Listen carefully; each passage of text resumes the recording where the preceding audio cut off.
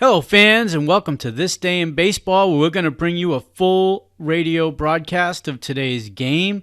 And before we do that, I just want to thank Classic Baseball Radio, and there's a link in the notes where you can check out their full channel. They have many great radio broadcasts. And while you're listening to today's game, if you want to check out much more about the game and the players, look on the links below, and you're going to see links to player pages, the date the game happened, the year it happened, and the play-by-play. Enjoy the game, and check out the links while you're watching the game, and please don't forget to hit the subscribe button so that every time new content comes out, you're going to get that firsthand. And thank you again for checking out This Day in Baseball, and enjoy the game. From Houston, Texas, the New York Mets are on the air. Hi there, everybody. This is Ralph Kiner. Welcome to another big league game brought to you by Rheingold Extra Dry. Tonight, the Mets meet the Houston-Colt-45s here at Colt Stadium in the final game of their series. Lindsey Nelson, Bob Murphy, and I are on hand to bring you every bit of the action. This broadcast is authorized under radio rights granted by the New York Mets solely for the entertainment of our audience. Any publication, reproduction, or other use of the descriptions and accounts of this game without the express written consent of the New York Mets is prohibited. Well, right now they're celebrating at Colt Stadium Flag Day and also Boy Scout Day. And in the background you can probably hear God Bless America as they enter from center field, in direct center field, a mass entry of Boy Scouts carrying American flags. It's a warm night here in Houston as the New York Mets conclude the final game of their series with the Houston Colt-45s. Series stands all even at 1 apiece. Well, right now, how about checking your own supply of fine gold Rheingold? Rheingold Extra Dry. Yes, sir, put some Rheingold on ice because it can add a lot to your enjoyment of the game. Here's a beer with a clean, cured taste, brisk and bright all the way through. Rheingold is beers should taste. Dry tells you why. Say right now would be a good time to light up a cool cigarette. You'll feel extra coolness in your throat when you come up to the menthol magic of Cools.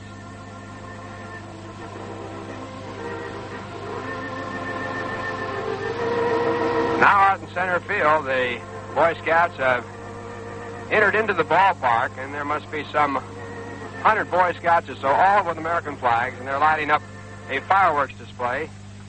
And now, ladies and gentlemen, our national anthem.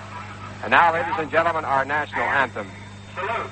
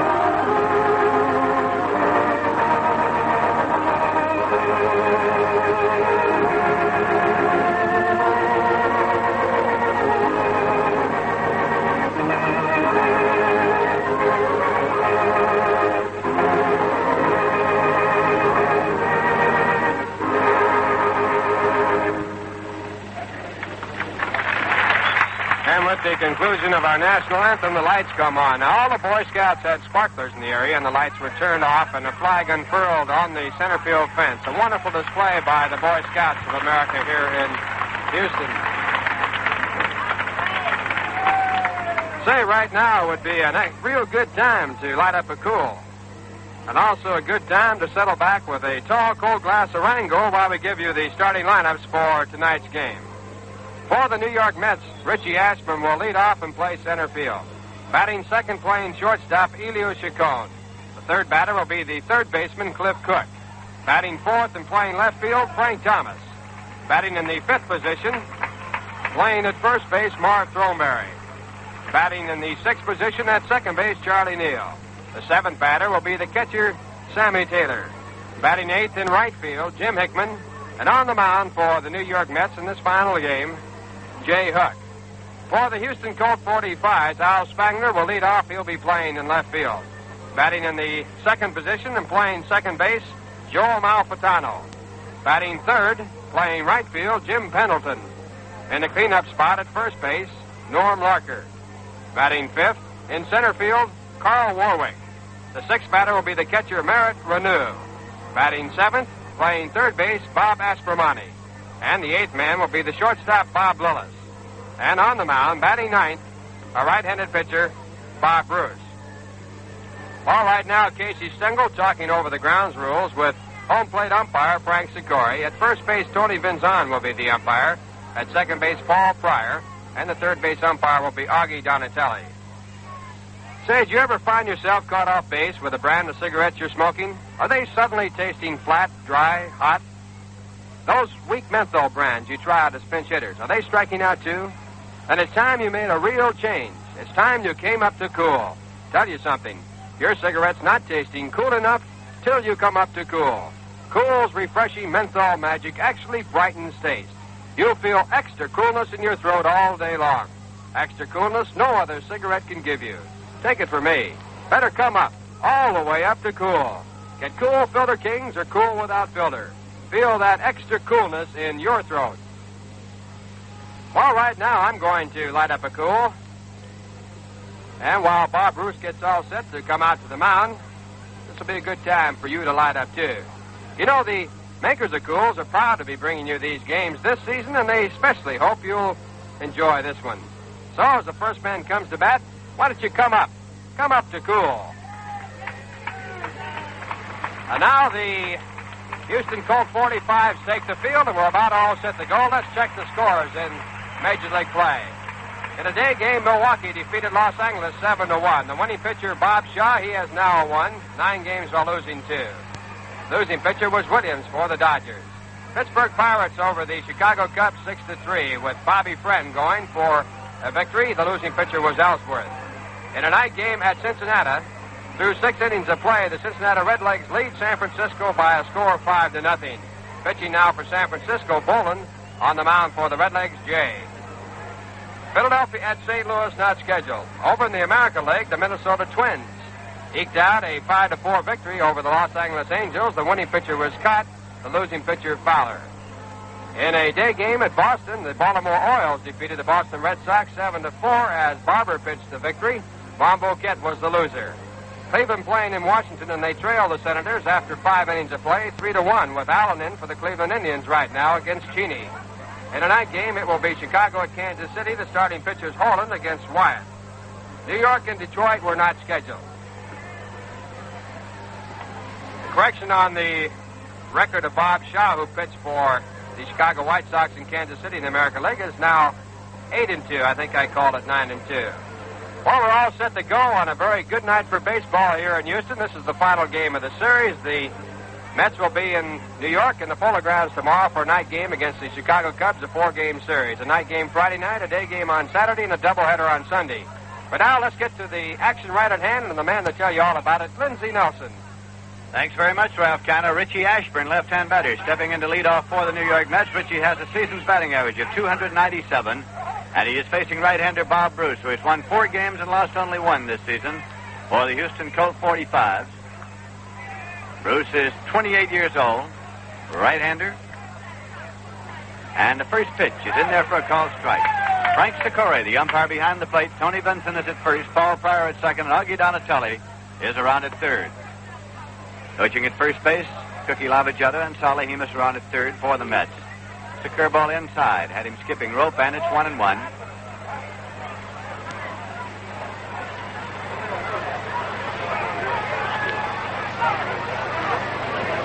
A lifetime Major League mark, pitcher Bob Bruce, 9 victories and 11 losses. As the pitch coming inside for a ball, it's 2-1. Last season, Bruce with the Detroit Tigers won 1 and lost 2, and with Denver he won 2 and lost none. This is his 8th start of this season and his 12th appearance for the Houston Colt-45. Swinging a ground ball to third. It is taken there by Aspromonte. Fires on to Larker in time, and he's out. So Ashburn has grounded out Bob Aspromonte to Norm Larker, third to first. There is one away, and shortstop Elio Chacon is coming up. Chacon with a season's batting average of 253. At bat, number 7, Elio Chacon. This is the wind-up game of the current series. After tonight's game, the Houston Colt-45s go to the West Coast. The Mets, of course, return home to New York. There's a curveball in there for a call, strike one. Elio Chacon, batting number 2 in the batting order of manager Casey Stengel. Waits for the pitch. It's on the way. Curveball bunted off foul. 0-2. Elio Chacon again, as he has done so very often of late, trying to push the ball down the first baseline, beat it out. Instead, he fouled it off, and it's 0-2.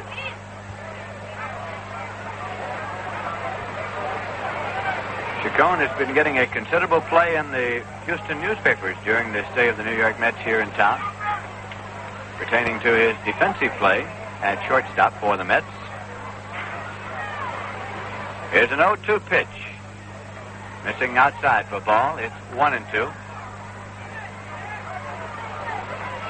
Last night's game schedule between those two teams postponed because of rain. A heavy rainstorm coming in the late afternoon and continuing for some time. There's a swing and a miss. He struck him out. So Elio Chacon becomes strikeout victim number 1 for Bob Bruce. 2 away, nobody on for the Mets. And Cliff Cook, the third baseman, is coming up.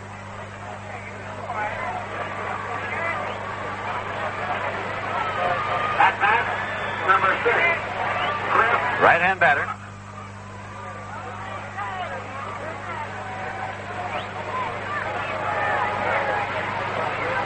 Bruce is set to work, and here's the pitch.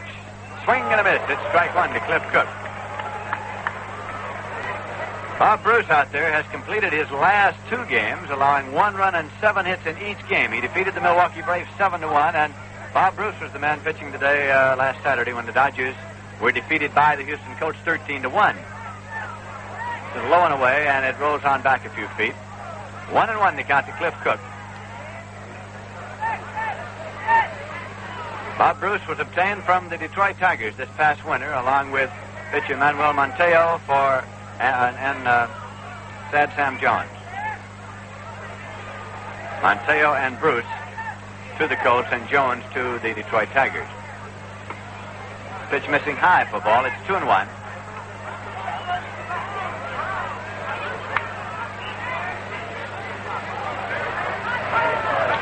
Frank Thomas kneeling in the on-deck circle for the New York Mets, batting here in the top half of the first inning at Colt Stadium in Houston.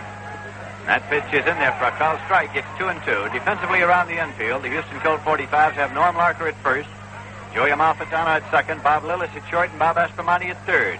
Al Spangler in left, Carl Warwick in center, and Jim Pendleton in right. Swing and a miss, and change up, and Cliff Cook becomes strikeout victim number 2, and the New York Mets are out in the top half of the first inning with no runs, no hits, no errors, and nobody left. And at the end of 1/2 inning of play, the score is the New York Mets nothing, and the Houston Colt-45s coming up nothing. Say, fans, wouldn't it be wonderful if all through tonight's game, each cigarette you smoked tasted cleaner, fresher, actually cooler than the one before? Well, it can happen, and here's how. Listen. Your cigarette's not tasting cool enough unless you're smoking cool. You're not smoking cool enough till you come up to cool. Cool's menthol magic brightens taste, refreshing all day through. Feel extra coolness in your throat as cool comes through for you. Your cigarette's not tasting cool enough unless you're smoking cool. You're not smoking cool, cool, cool enough till you come up to cool. Come up to cool. Feel extra coolness in your throat. Smoke Cool Filter Kings or Cool Without Filter. Going to the bottom half of the first inning, and the Houston Colt-45s will send up Al Spangler, Joey Amalfitano, and Jim Pendleton. And on the mound tonight for the New York Mets is Jay Hook, who has a season's record of 4 victories and 6 losses. He, of course, achieved the first Met victory ever with a victory over the Pittsburgh Pirates early in the season. Hook is making his 13th start and his 15th appearance of the year. Al Spangler.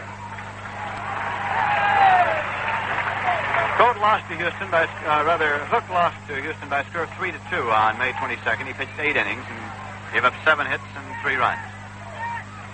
Now the pitch to Spangler. And it's in there for a call, strike 1.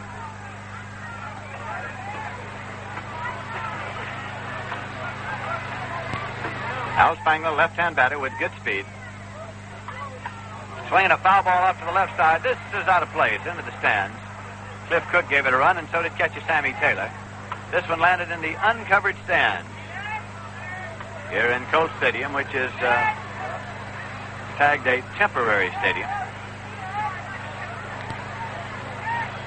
No balls and 2 strikes to count.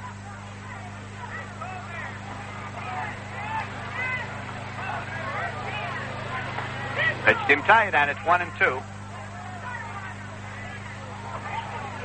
Defensively, the New York Mets have Marv Thornberry at first, Charlie Neal at second, Elio Chacon at short, and Cliff Cook at third. Frank Thomas in left, Richie Ashburn in center, and Jim Hickman in right. Here's a swing and a foul ball down the left field line. It's curving and going into the stands and out of play. 1-2. It's Boy Scout night and it's Ladies night here at Colt Stadium. The 1-2 pitch, high and away for ball. It's 2-2.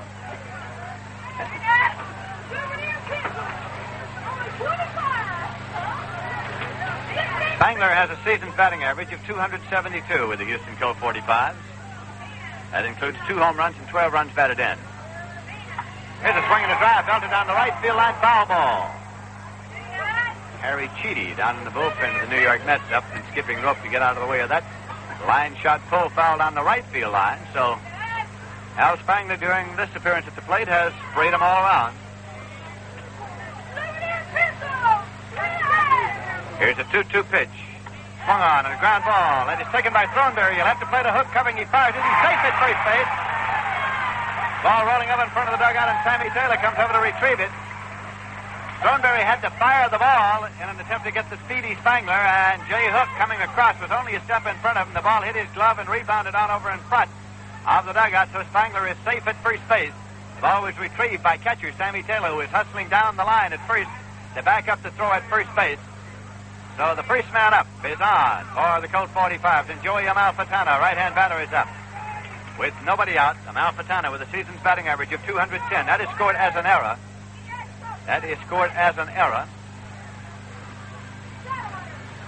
Now Spangler takes his lead at first base, and the pitch comes in high to Joey Amalfitano. He turns and takes a look down at Lum Harris, who is coaching at third. Jimmy Adair is coaching at first. For the Houston Colt-45s, who are, of course, managed by Harry Kraft.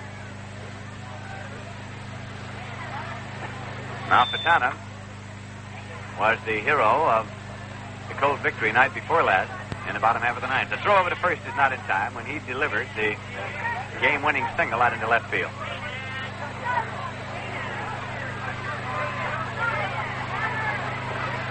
Now time is called as Amalfitano has moved back out of the batter's box. He steps back in.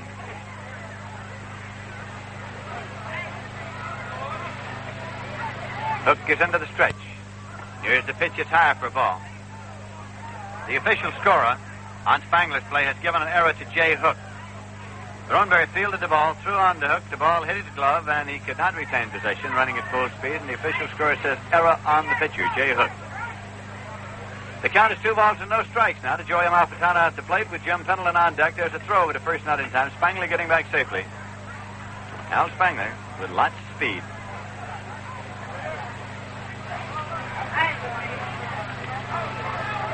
Jay Hook now is into the stretch. He checks the runner. He is running, and here's a swing and a foul ball back onto the screen, and that will bring him back. So on a 2-0 pitch, they had Spangler going on the pitch.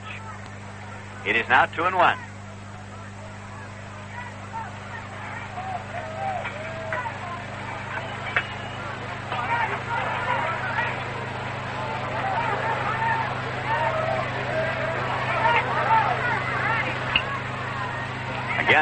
is into the stretch position as Spangler leads at first base. Pitch to Amalfitano. He checks and takes high for ball 3. It's 3-1. Elio Chacon there at shortstop for the New York Mets has handled his last 88 chances without an error.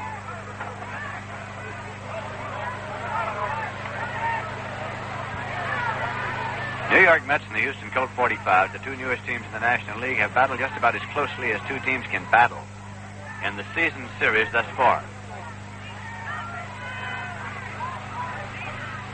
Here's a swing and a ground ball. It is going on through into center field for a base hit. Spangler turns second. He heads for third. Ashburn's throw is going to third, and he slides in. He is safe at third base. Spangler going from first to third. Richie Ashburn's throw was on the money as Cliff Cook took it there. But Spangler slid in safely at third. Amalfitano on to the ground single at first. Runners at first and third. Nobody out. Jim Pendleton is coming up for the Colt 45. Pendleton with the season's batting average of 262, including 5 home runs. He bats number 3 in the batting order for manager Harry Kraft.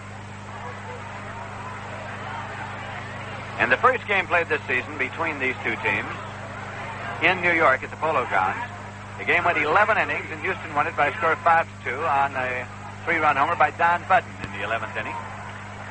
Then they played 2 games here in Houston after that, both won by the Colt 45s by identical scores, 3-2. In this series, the New York Mets won 3-1, and then Houston won 3-2. Here's a swing and a ground ball up the middle for a base hit. Spangler is coming on to score. Amalfitano turns second. The ball gets by Ashburn. Amalfitano goes on to third, and speeding to second is Jim Pendleton. Runners at second and third. The ground single up the middle got away from Richie Ashburn. Amalfitano had stopped him, seeing the ball get away. He came on, so it scored as a hit and an error. Scored as a base hit, of course, for Jim Pendleton, and then an error on Richie Ashburn for allowing the runners to advance. There is a run batted in as Spangler scored from third on the base hit. Off the bat of Jim Pendleton, so that the Houston Colt 45s are out in front here in the bottom half of the first inning by a score of 1-0. Nobody out. They have runners at second and third, and cleanup man Norm Larker is at the plate. He's a left-hand batter. Larker has a batting average of 282, 4 home runs, and 24 runs batted in.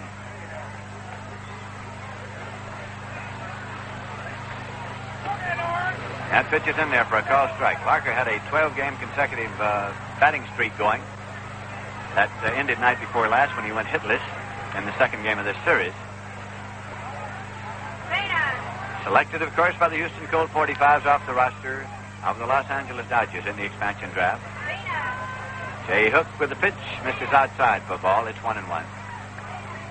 Jay Hook and Bob Bruce were scheduled to have pitched last night's game, which was rained out, so both managers decided to go with the pitchers that they had nominated for last night, Hook and Bruce. For the Mets, Roger Craig was scheduled to pitch tonight if last night's game had been played, so he's next up in the rotation. Here's a swing and a ground ball. It's going through to right field for a base hit. Amalfitano has come on to score. Pendleton turns third. He's coming on a throw to the plate, and he scores. The ball rolls a foot or two away from Taylor, but Cliff Cook comes down the line to field it to hold Norm Larker at first base. So the single to right on the ground has scored 2 runs, and the Colt 45s lead by a score of 3-0. Still nobody out.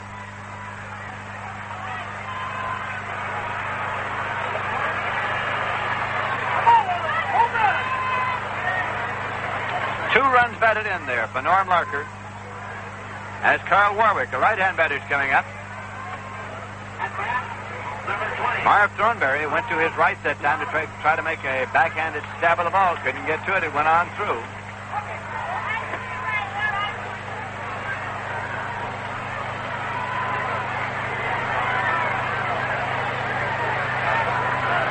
Jay Hook is up into a stretch position now. Larker leading off the bag at first base. And here's the pitch to Warwick. Swing and a miss. It's strike 1. And down in the bullpen of the New York Mets, Vinegar Ben Mizell starts to loosen up. Vinegar Ben Mizell loosening up in the bullpen of the Mets.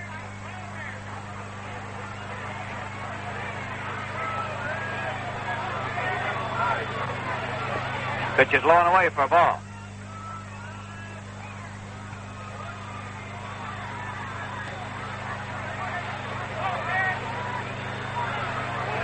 1 ball and 1 strike to count to Carl Warwick.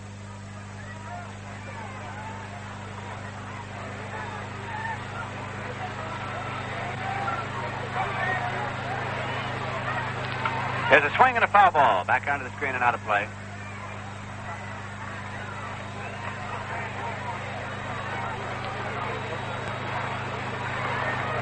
Red Crest is running the bullpen of the New York Mets tonight.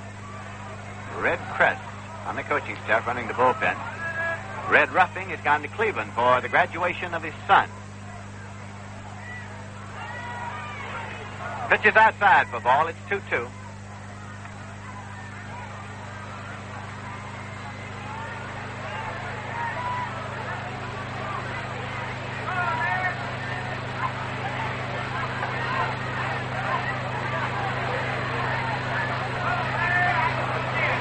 Norm Larker takes his lead at first base. Here's the 2-2 pitch. It's low and inside, so the count is out full. 3-2 now to Carl Warwick. The runner on first and nobody out, and the Colts are leading by a score of 3-0 here in the bottom half of the first inning.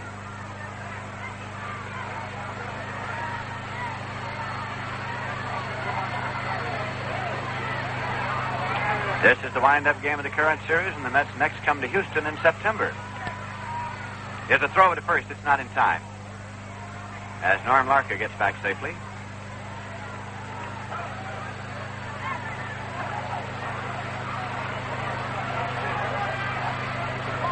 Three-two pitch swung on. It's a fly ball deep to left center field. It is going deep, and this one is gone for a home run.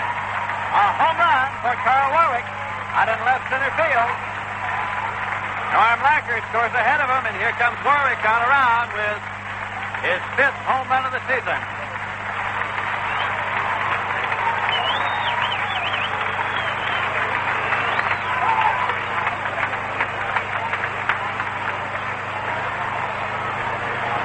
A 2-run homer for Warwick, and the Houston Colt-45s lead by a score of 5-0 with nobody out and nobody on. And the bottom half of the first inning. That will bring up Merritt Renew. Mizell continues to throw in the bullpen of the New York Mets.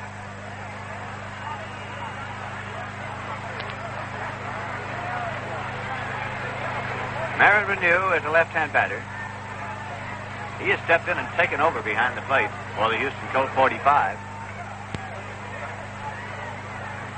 Here's the pitch. It's in there for a called strike. Renew is hitting .254. That includes 2 home runs. He was selected by the Colt-45s off the roster of the Braves. They had him in Louisville last season. The pitch is outside for ball. It's 1-1. Renew has taken over to the extent that Hal Smith is seeing very little service of late for the Colt-45. That pitch misses outside for ball. It's 2-1.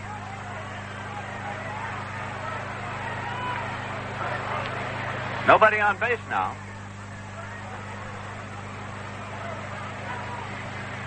Here's a swing and a drive going up the middle for a base hit.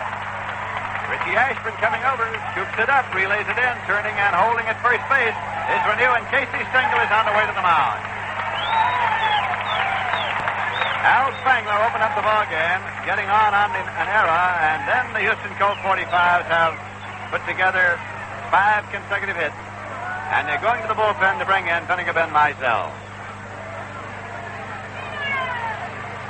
Mizell, of course, is very well known here in Houston. In 1951, he was a big winner for the Houston Buffs, pitched them to the pennant in the Texas League and then to a Dixie Series championship as well. He won 16 games in the regular season that year.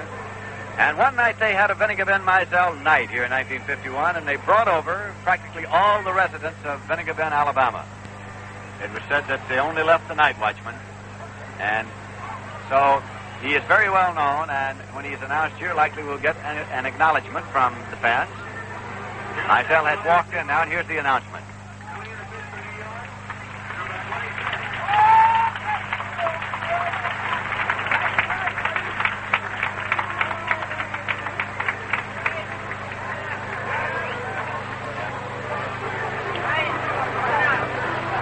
Jay Hook has left the mound and walked on to the dugout.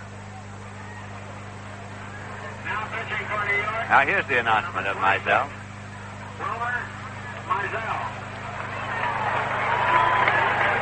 And you hear a few ohs and ahs from people around the stands who remember Mizell here in Houston. Long, lanky left-hander. The Houston Colt-45s have 5 runs in here. And the bottom half of the first inning, and they have Merritt Renew on at first base, and there's nobody out.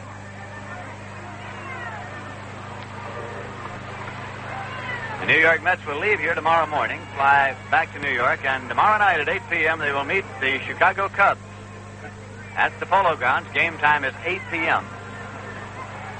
And, of course, the Chicago Cubs will be bringing in Ernie Banks twice, the most valuable player in the National League, and Billy Williams, who is right up there in the National League batting race right now, and George Altman, who was on the All-Star squad of the National League last season, and Ron Santo, who was the sophomore of the year last year, and a couple of fine rookies, Lou Brock and Kenny Hubbs.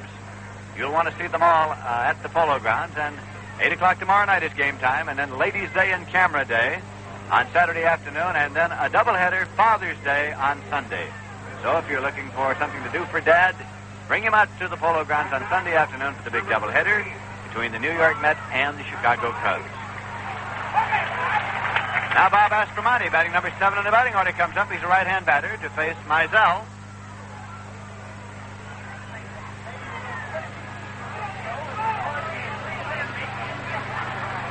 Wilmer Mizell into the stretch now. Renew leads at first base, and the pitch to the plate is high for ball 1.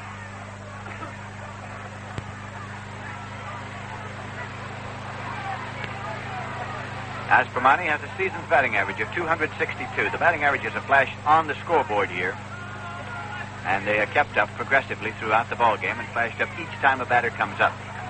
That is done at a number of Major League ballparks now. Here's a pitch high for ball. It's 2-0. Still nobody out for the Colt 45.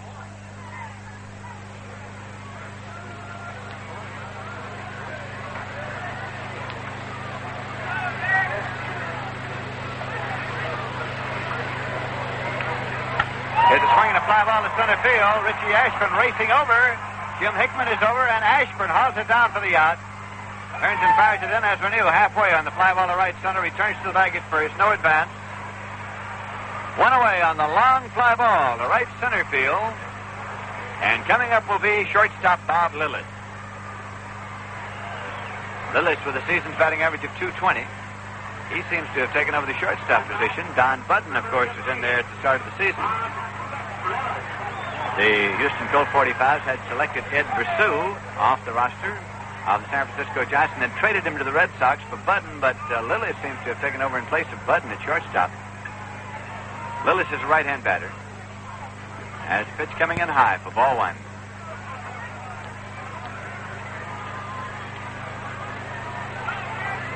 The Milwaukee Braves will be coming into the Polo Grounds on Monday night. The host of ball players very well known, of course. The New Yorkers, Warren Spahn, Lou Burdette, Eddie Matthews, Henry Aaron. Pitch is high for ball. It's 2-0.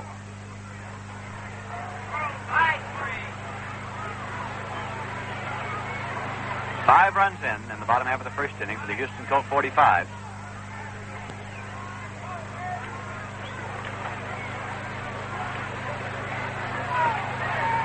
Mizell looking in for a sign from Sammy Taylor. He has it now into the stretch, and Renew leads at first. The pitch is tight for ball. It's 3-0.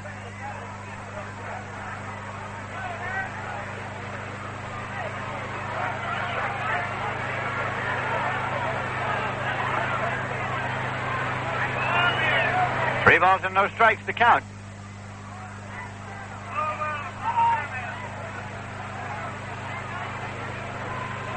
Here's the pitch. And it's in there for a call, strike 1. Bob Lillis taking on 3-0. It's out 3-1 now.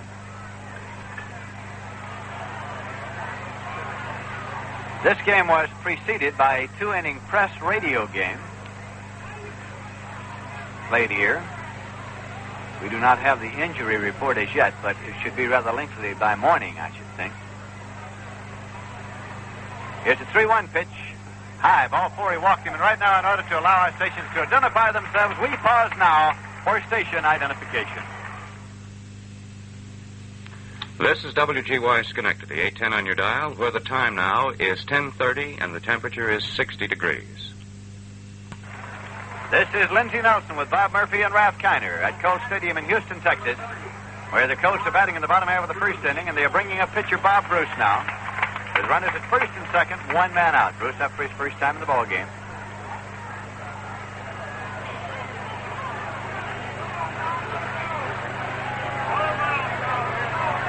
Bruce has been up 19 times this season and has 4 base hits. He's batted in 3 runs. As that bat cocked, as Mizell brings the pitch in, it's swung on, and as a fly ball to right, Jim Hickman racing over near the line, still coming, crosses the line in foul territory, can't get to it. It's out of play. Ball hitting over in the bullpen area of the New York Mets, located down the right field line here at Colt Stadium. Jim Hickman gave it the long run, but the opposite field foul fly kept curving away from him. So it is a strike 1 count. The Colt 45s after tonight's game fly to the West Coast. And, of course, they go from the West Coast back to New York to meet the New York Mets on this next homestand. So it will literally be a coast-to-coast junket for the Houston Colt 45s. Swinging a ground ball to shortstop, taken by Chacon. He's going to first base, and he's out at first. Runners advancing. Merit Renew going to third, and Bob Lillis to second on the ground ball to Elio Chacon at short. Only play that Elio had. They're coming up for the second time in this inning now as leadoff man Al Spangler with 2 men out and runners at second and third. Spangler started the ball game for the Colt 45s with a ground ball to Marv Thornberry. At first base, he had to play it to Jay Hook covering, and the ball was off the glove of Hook for an error at first base, and the Colts went on and have scored 5 runs up to right now as Mizell works for the windup, and the pitch to Spangler. Goes outside for ball 1.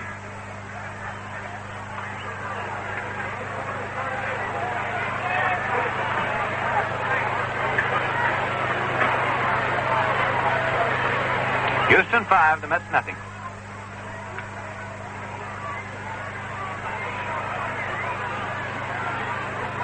Ken Mizell into the big windup and the pitch. Fastball outside. It's 2-0.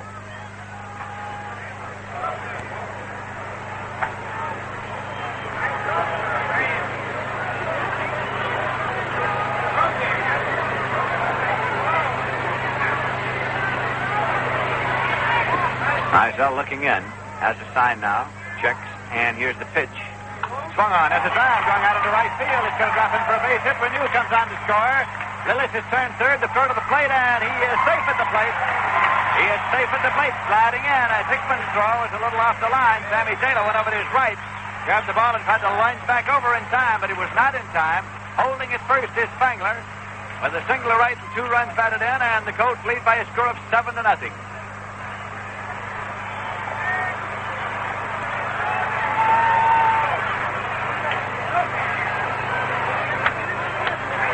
One of those runs charged to Jay Hook and 1 to Vinegar Ben Mizell. 2 runs batted in on the base hit to Spangler. Still 2 men out, and Joey Amalfitano is at the plate.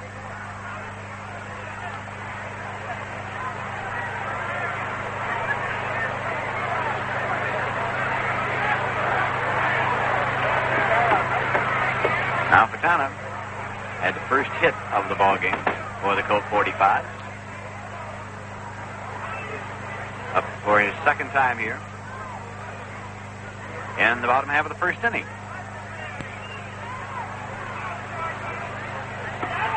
It's in there for a call strike to Amalfitano.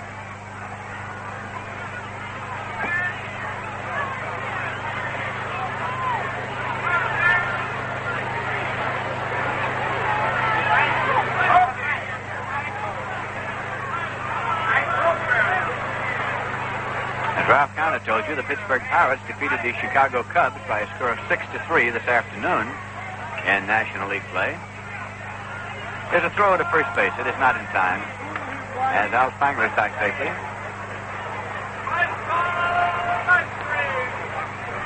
And the this afternoon, the Milwaukee Braves defeated the Los Angeles Dodgers by a score of 7-2. There's a pitch coming in high and away, and it's 1-1.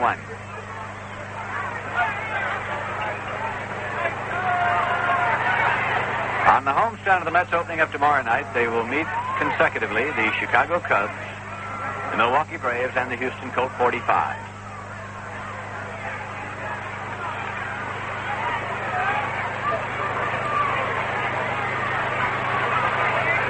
Mizell into the big stretch now as Spangler leads at first base, and the pitch. It's in there for a called strike to Amalfitano. It's 1-2 strikes now to him, with 2 men out for the Colt 45.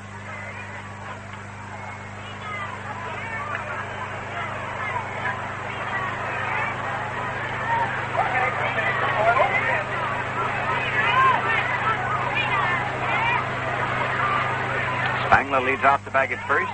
Thornberry holding him on there. The pitch to the plate. He's running. Has a swing and a foul ball. It's going all the way out to shortstop, but it's off the ankle of Amalfitano as he stood there in the batter's box. And the ball then ricocheted on the ground all the way out toward Elio Chacon, the short, who hustled in to field the ball. But umpire Frank Sikora behind the plate says foul ball, and it's 1-2 to Amalfitano. Big Jim Pendleton kneeling in the on-deck circle for the Colt 45.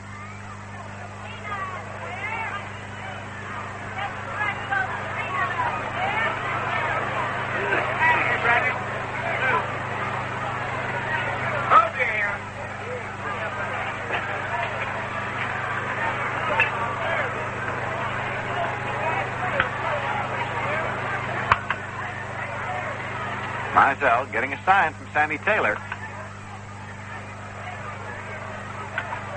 He's into the stretch as Spangler leads again. Here is a throw over. Not in time. A leisurely throw over. Counts 2-2 to Joey Amalfitano at the plate. General manager Paul Richards of the Colt 45 has not been in evidence during this series. He's in Omaha at the college playoff. Here's a swing and a ground ball to Mizell. Knocks it down, picks it up, throws to first in time, and he's out to retire the side. So Amalfitano has grounded out from pitcher to first. And in the bottom half of the first inning, the Houston Colt 45 got 7 runs on 6 hits. There was 1 error and 1 man left. So at the end of 1 full inning of play in Houston, Texas, the score is the Houston Colt 45 7 and the New York Mets nothing.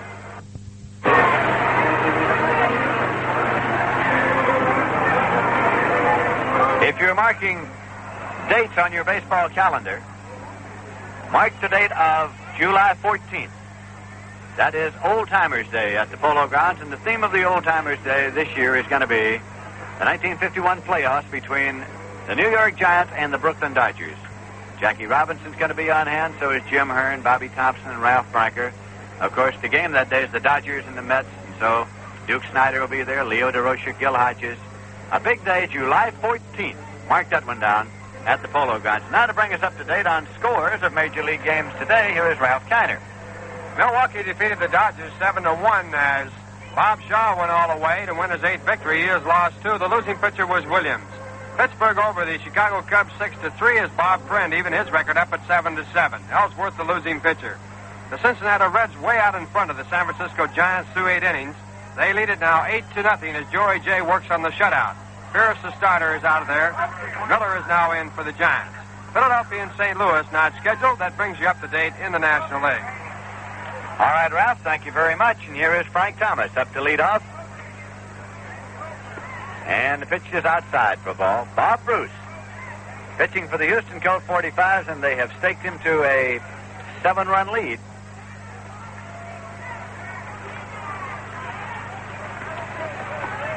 That pitch is in there for a call strike to Thomas. Minnesota Twins this afternoon defeated the Los Angeles Angels 5-4, and since the Yankees were idle, not scheduled, the Minnesota Twins are on top in the American League. Cott was the winner, and Fowler was the loser. There's a swing and a pop to short left. Shortstop Bob Lillis is back underneath waiting, and Bob Lillis makes the catch for the out as Thomas is popped to short. Bo Belinsky, incidentally, started that ball game this afternoon for the Los Angeles Angels. Baltimore Orioles defeated the Boston Red Sox by score 7-4 as Barber was the winner and Monbequette was the loser. Here's Marv Thornberry at the plate for the New York Mets, left-hand batter.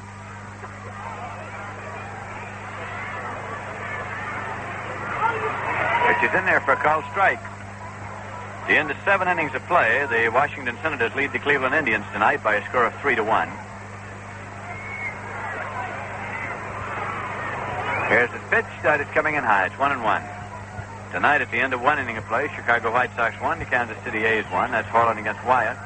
The Yanks and the Detroit Tigers, not scheduled. Left-hand batter.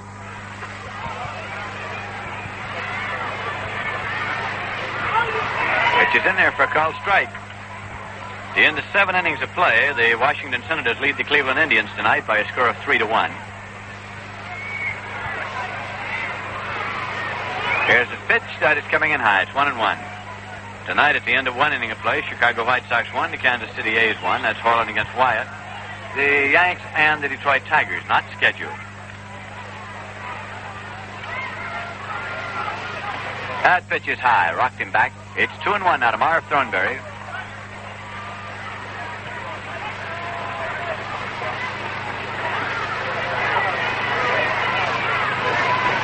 Gil Hodges is still troubled by the leg that has troubled him since spring training. There's a pitch coming inside to Thornberry. It's 3 balls and 1 strike. Charlie Neal's there in the on-deck circle for the Mets.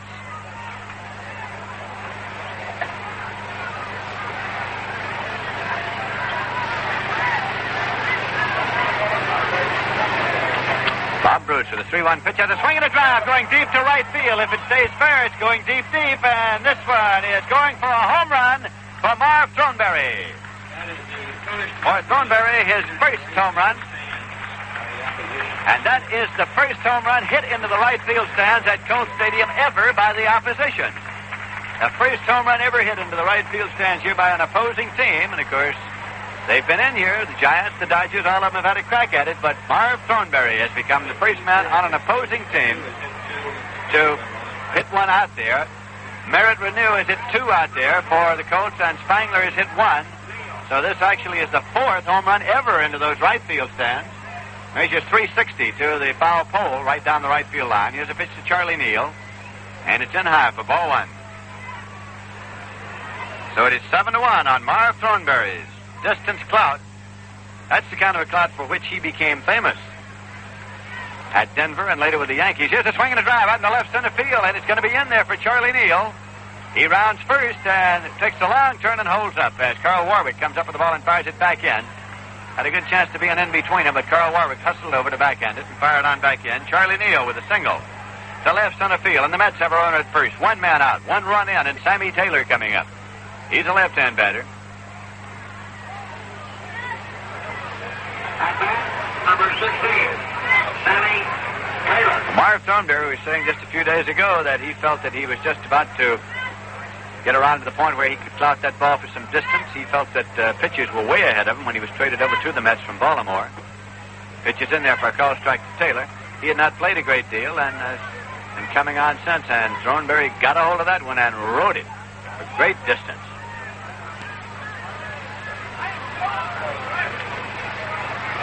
Bruce is into the stretch. Neal leads and has let up pitch going high. It's 1-1. Jim Hickman swinging the bats in the on-deck circle for the New York Mets.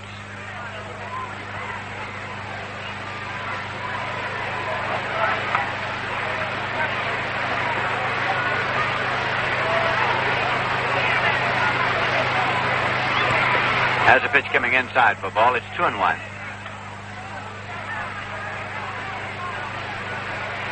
Last Sunday, the Colts had their biggest attendance ever. Paid attendance was 30,027.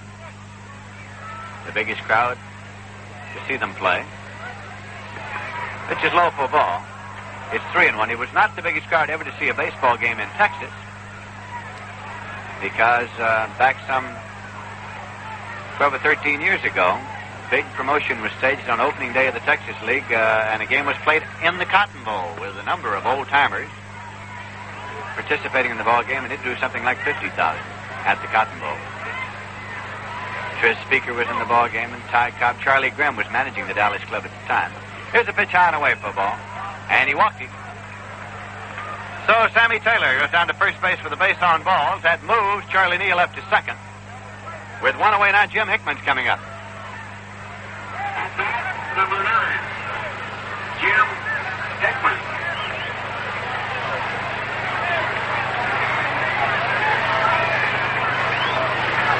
Here's Jim Hickman with a season's batting average of 266. That includes 7 home runs. Up here with 2 men on and 1 man out for the Mets. Batting in the top half of the second inning. Score is 7-1. The Houston-Colt-45's leading.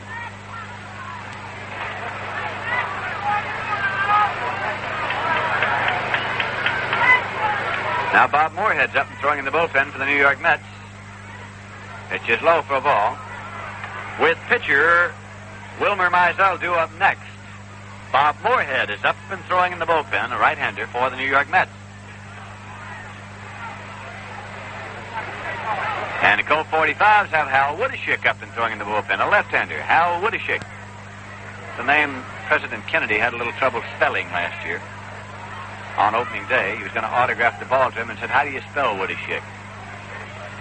Swinging a ground ball down towards third. Aspromani steps on third for the force, throws on to first in time. He got him for a double play. So Hickman has hit into a double play that went from Aspromani to Norm Larker. And in the top half of the second inning, the Mets are out with 1 run on 2 hits, no errors and 1 left. The end of an inning and a half in Houston. The score is the Colt 45 7 and the New York Mets 1.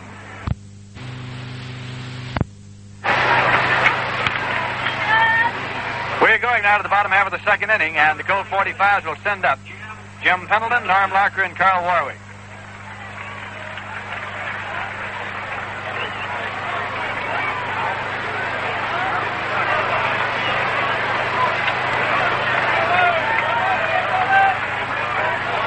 Ben Mizell on the mound for the New York Mets. Dips into the big windup, and here's the pitch to the right-hand batter. It's high for ball 1. Pendleton had a single and a run batted in the bottom half of the first inning.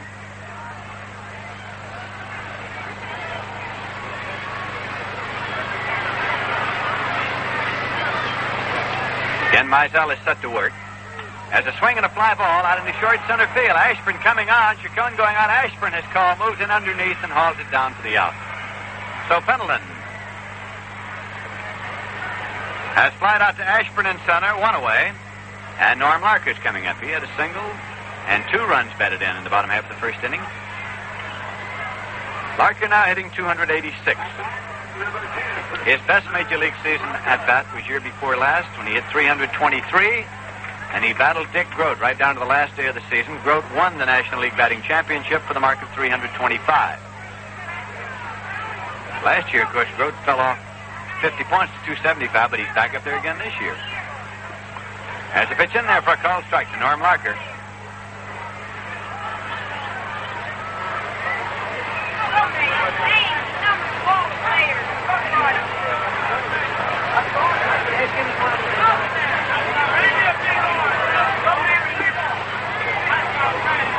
Just outside for ball, it's 1-1.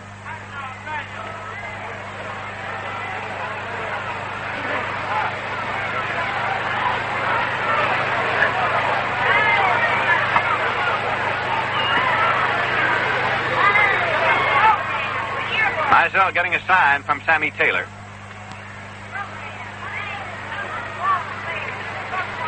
Wind up. Pitch is in there for a called strike. The makers of Cool cigarettes are pleased to send 1,000 Cools to the Veterans Hospital in Northampton, Massachusetts, on the occasion of Marv Thornberry's home run. Brown and Williamson Tobacco Corporation, of course, sends cigarettes to the Veterans Hospital for home runs, double plays, triple plays, and such. Here's a pitch outside for a ball. It's 2-2. So 1,000 Cools go to the Veterans Hospital in Northampton, Massachusetts. Time is called here for the moment as Larker steps out of the batter's box and umpire Frank Sikora is going to ask to see the ball. Here's the final score. The Cincinnati Reds have shut out the San Francisco Giants Last night, Bob Perky shut out the Giants, and tonight, Joey J went all the way and shut him out, and now Joey J has won 9 games and lost 6. Billy Pierce was the loser and the starter.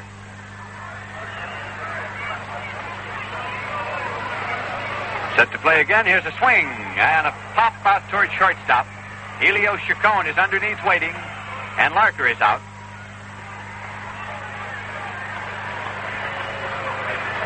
Two away, nobody on, and Carl Warwick's coming up. So Joey J shut the San Francisco Giants out, holding them to 3 hits tonight for his 9th victory. Last night, Perky also threw a 3-hitter at the Giants for his 11th victory.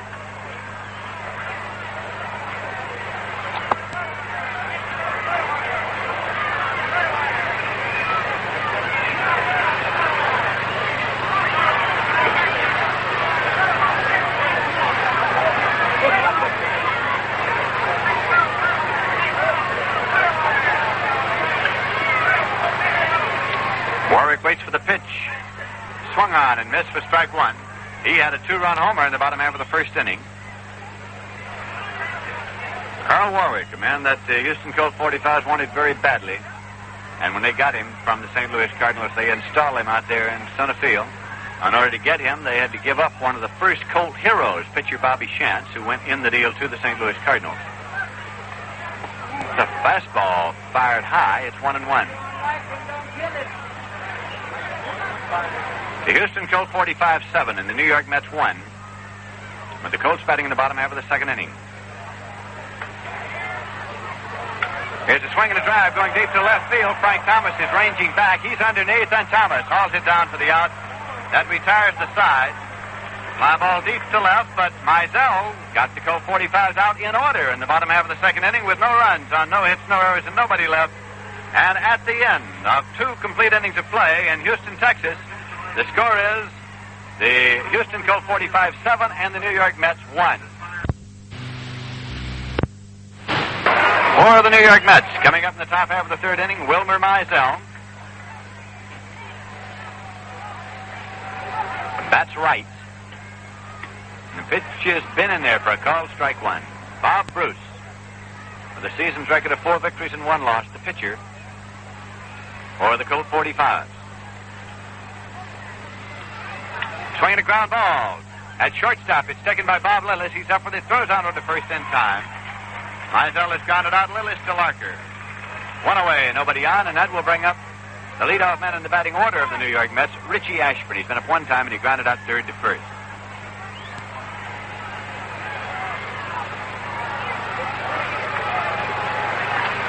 Of the New York Mets' last 38 ball games, 20 have been decided by 1 run.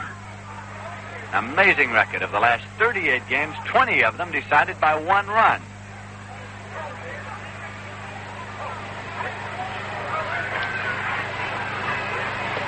Pitch is low for a ball. 1-0 the count to Richie Ashburn.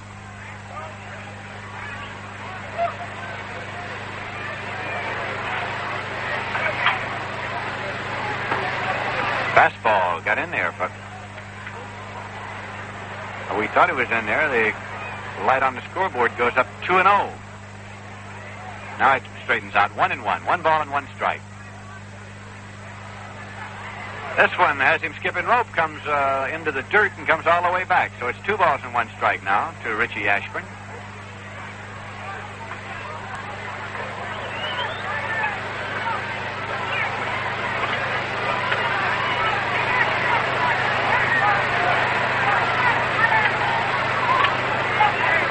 Pitch, a little tight, and it's 3-1 now to the leadoff man of the New York Mets. Well, the New York Mets have established in the 1/3 of the season roughly that's been played thus far that they are a team that keeps right on battling no matter what. They hang in there, as you have seen in this season. Here's the pitch in there for a call strike. It's 3-2. There have been down through the years some fine baseball teams that seemed to die once they got behind in ball games. The Mets have established the character of the team as one that hangs in there all the way. And here's a call, strike 3 to Richie Ashburn. That is the second strikeout for Bruce. 2 away, nobody on for the Mets. And Ashburn is arguing the point with umpire Frank Sikori at the plate. Ashburn is still there arguing the point with Sikori. Sikori takes off the mask now. Richie Ashburn still as he starts back over the dugout. Now he turns and says something else to Sikori. Sikori takes a step over toward Ashburn, and he still is arguing the point, turning as he goes on over toward the dugout with the bat. Richie disputing the call. That is strikeout number 3, actually, for Bruce. Struck out 2 in the first inning. So with 2 men out, nobody on. Elio Chacon is coming up.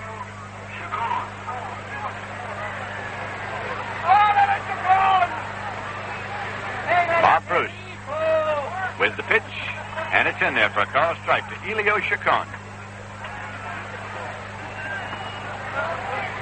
Elio has 5 doubles this season. He's batted in 14 runs. Pitch is low for ball. It's 1-1. Manager Casey Stengel these days has Cliff Cook in the lineup at third base, and Chacon at short, of course, and he's keeping Felix Mantilla on the bench for pinch hitting duty when required. Chacon tries to bunt the ball, misses, and it's a strike. 1-2.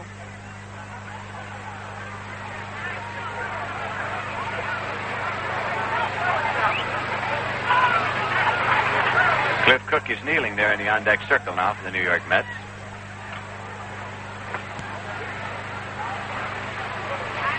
Pitch misses outside for ball. It's 2-2.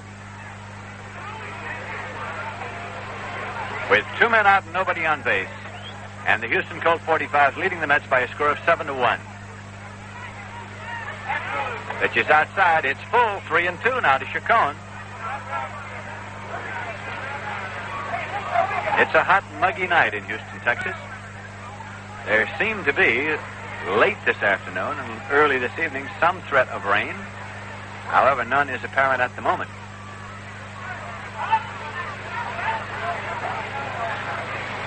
Here's a payoff pitch. Swung on and foul. Pulled over, hopping across the dugout of the Houston Colt-45s and into the stands.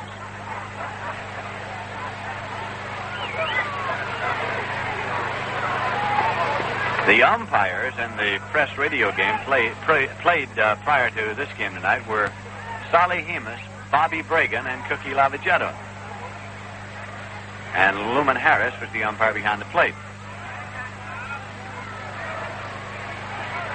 Here's a swing and a drive in the left field for a base hit. Elio Chacon turning at first and holds there with a sharp single on a 3-2 pitch into left field. And coming up is Cliff Cook. At bat, number 6. Cook is nothing for 1 tonight. Big right-hand batter with good power at the plate.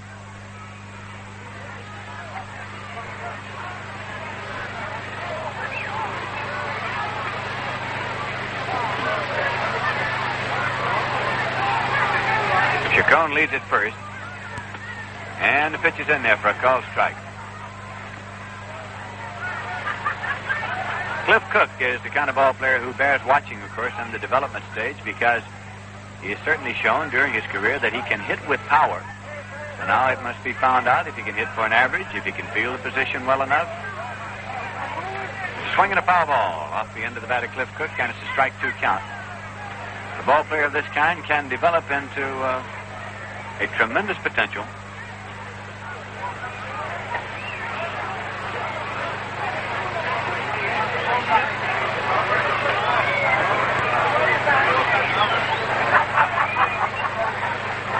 Out a runner at first. 0-2 the count to Cliff Cook as Bob Bruce is looking in for a sign from Merritt Renew, his battery mate. There's a pitch missing outside for ball. Big Frank Thomas kneeling in the on-deck circle for the New York Mets.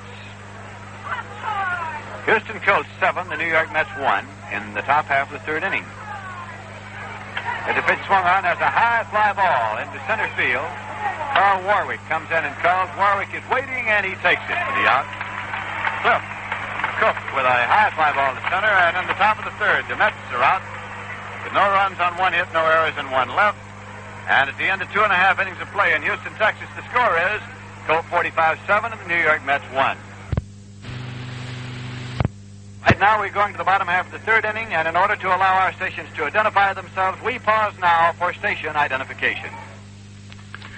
This is WGY Schenectady, where you can hear all the games of the New York Mets. For baseball, for the best in music, for comprehensive, reliable news reporting, stay tuned to WGY.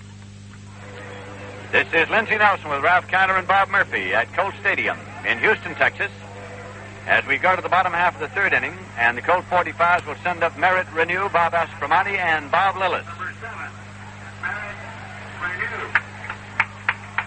Renew has been up one time, had a base hit and scored one run. He is a left-hand batter. Vinegar Ben Mizell, the pitcher for the New York Mets, working in relief of Jay Hook. And this one goes low and away for ball one. Tomorrow night, we'll be on the air, radio and television from the Polo Grounds in New York, 7:55. Game time is 8 p.m. tomorrow night, the Cubs and the Mets. As a pitch low for ball. It's 2-0.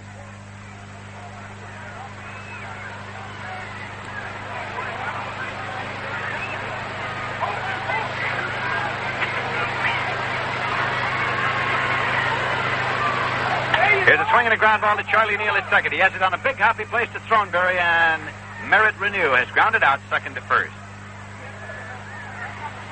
One away, and Bob Aspromati is coming up now. Been up one time, and he plowed out to center field. Right-hand batter. That's number 7 in the batting order for manager Harry Kraft.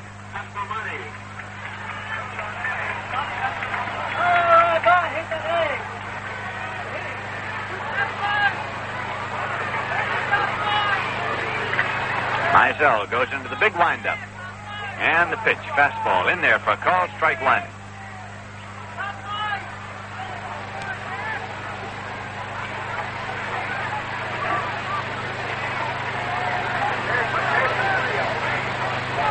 This is the rubber game of this series. 2 previous games have been split. New York Mets came in here after having taken a series from the Chicago Cubs. Won 3 of 5 there.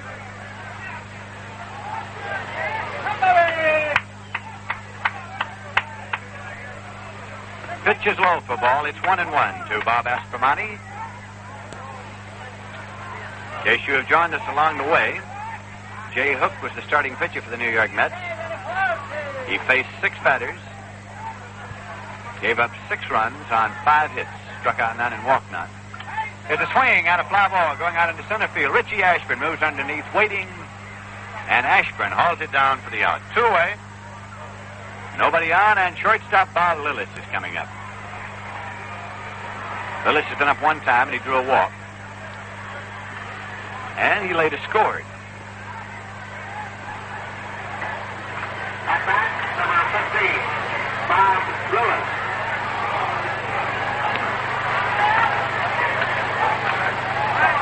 Lillis is a right-hand batter. Came to the Colt 45s from the St. Louis Cardinals. He had come to the Cardinals from the Los Angeles Dodgers. Pitch is in there for a called strike.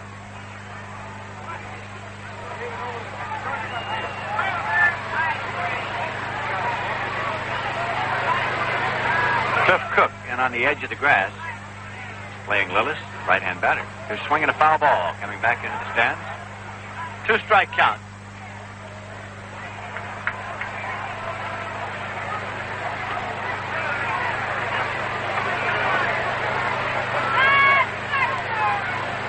Manager Casey Stengel of the New York Mets threw out the first ball for the press radio game played here tonight. The pitch swung on. A ground ball to Charlie Neal at second. He is up with it. Placed to Throneberry at first, and Lillis grounds out second to first to retire the side as Mizell, for the second consecutive inning, gets the Houston Colt 45s out of there in order with no runs on no hits, no errors, and nobody left. And at the end of 3 full innings of play in Houston, Texas, the score is the Colt 45 7 and the New York Mets 1. On the mound for the Houston Colt 45's Bob Bruce. First pitch to Thomas outside, ball 1. Lindsey Nelson was introduced before the ball game here tonight. Morris Frank was conducting the pregame ceremonies with the radio TV baseball game, and he introduced Lindsey as a potential pinch hitter. Pitch is outside, ball 2. And he said, you all know Lindsey Nelson, of course. He's the fellow who did the Game of the Week, which was broadcast to many cities on Saturday and Sunday only. And he said now he has a steady job, finally, working for the New York Mets. Next pitch to Thomas is outside, ball 3. 3 balls and no strikes. So, Lindsey, it's nice to see you working again. It's nice to be working, Ralph. 3 balls and no strikes as Bob Bruce works to the leadoff man in the top of the 4th inning. And the 3-0 pitch, a strike call. Bruce, a right-hander, has thrown mostly breaking pitches to the New York Mets. He has showed us a very good slow curveball, and he throws a slider along with it, and, of course, has the usual fastball. His record on the season, 4 wins and 1 loss. Now the right-hander to Frank Thomas. And it's a breaking pitch. It's over for strike 2. 3 balls and 2 strikes. Frank, in his only time up tonight, popped up to the shortstop, so he is 0 for 1. And he has now dropped under 300. He's batting .298. Frank had for a long time carried a big average up to the plate. Now the full count pitch to Thomas. Slider swung on and fouled back in the screen, so the count will stay at 3 balls and 2 strikes. The on-deck batter is Mark Throneberry. He has scored the only run for the New York Mets. That was a long home run to right field. The first home run hit by a visiting ball player in this ballpark to right field. Houston-Colt-45 jumped on J. Hook for 7 runs in the first inning. They lead at 7-1. Again, the 3-2 pitch to Frank. This one's popped high in the air. The third baseman, Bob Aspermani, right on the line. Now in foul territory, and he makes the catch. So Thomas is down as he leads off here in the top of the 4th. 1 out, and the batter now, Mark Throneberry.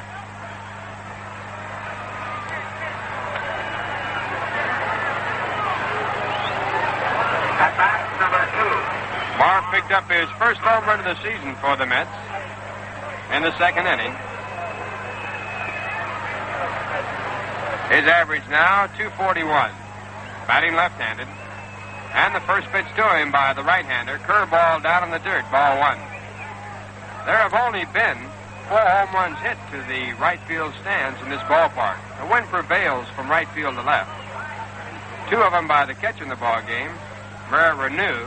The other by the left fielder, Al Spangler. And, of course, 1 here by Mark Throneberry. Bruce back to the plate. It's outside. A curveball, ball 2. 2 balls and no strikes. Bruce is 28 years of age. He pitched in the Detroit Tiger organization. The 2-0 pitch to Throneberry, a strike called at the knees. 1 strike, 2 balls, 1 out, 7-1 game Houston. Bruce last year in 61 won 1 and lost 2 for Denver in the American Association. He won 2 and lost none for Detroit. Now back to the plate, a slow curveball that hangs outside, ball 3. 3 balls and 1 strike. Bruce is pitching as though the ball game were tied up. It was the last of the 9th inning. Throwing breaking balls even though he's behind the batters, even though he has a 6-run lead. 3 balls and 1 strike to Throneberry. He takes inside, ball 4. That puts Throneberry on first base. The second walk issued by Bob Bruce and brings up Charlie Neal.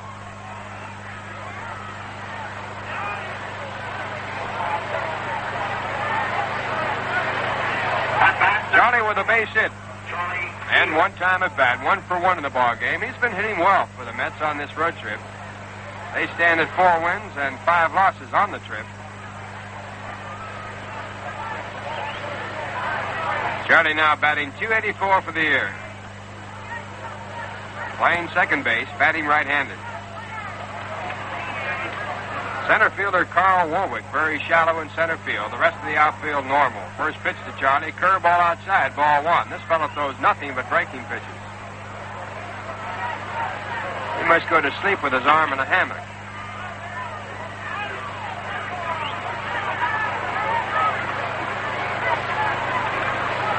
Bob Bruce back to the plate. There's a fastball hit through the middle in the center field, a base hit. Throneberry at second base holds there as Warwick comes up with the ball and throws it in. So Charlie Neal picks up his second base hit. That's the 4th in the ball game. He is now 8 for 14 against the Houston Ball Club, so he has certainly done well against them. And the batter now, Sammy Taylor. Mark Throneberry at second base, Charlie Neal at first, and Sammy Taylor, who walked in his only try today, in the batter's box. Sammy batting left-handed.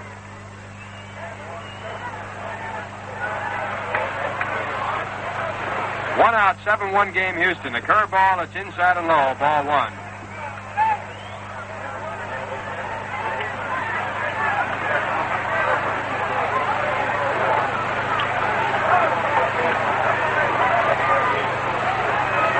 Woodashek warming up in the bullpen for the Colt-45s, a left-hander. 1-0 pitch, a curveball topped out near the plate, but going foul. So the count now, 1 ball, 1 strike.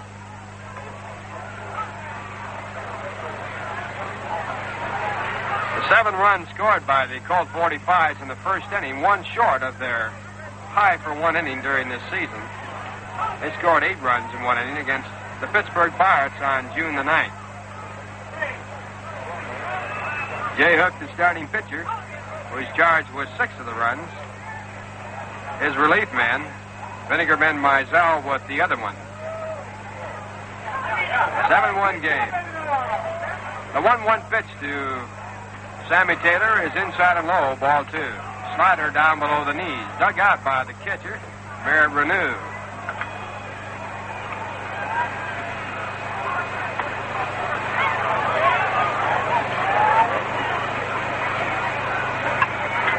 Top of the 4th inning. 1 out. Bruce back to the plate, a curveball, bounced down to the first baseman. Norm Walker takes it, looks at second base. He had no play there, then moves over to make the play at first base unassisted. Moving over to third base, Marv Throneberry. Charlie Neal now at second. 2 outs, and the batter is Jim Hickman.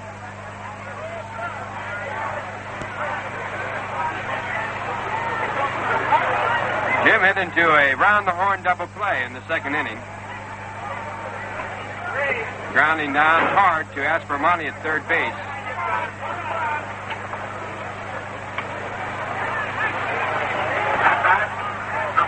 Jim batting right-handed. Playing right field. 264 for the year.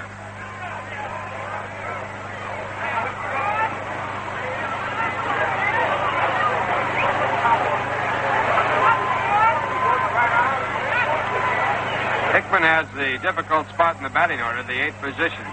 First pitch to him, hit high in the air to shallow center field. Coming in strong is Warwick, going back to second baseman Amalfitano. And now Amalfitano signals and makes the catch to retire the side. So in the inning, the New York Mets, no runs on 1 hit. There were no errors, 1 walk, 2 men left. And the score at the end, 3 1/2 innings of play. The Houston Colt 45-7, the New York Mets 1. Now time out for a moment's entertainment with a famous group of performers from Rheingold. The Rheingold Extra Dry, extra talented players present a tale of the old frontier.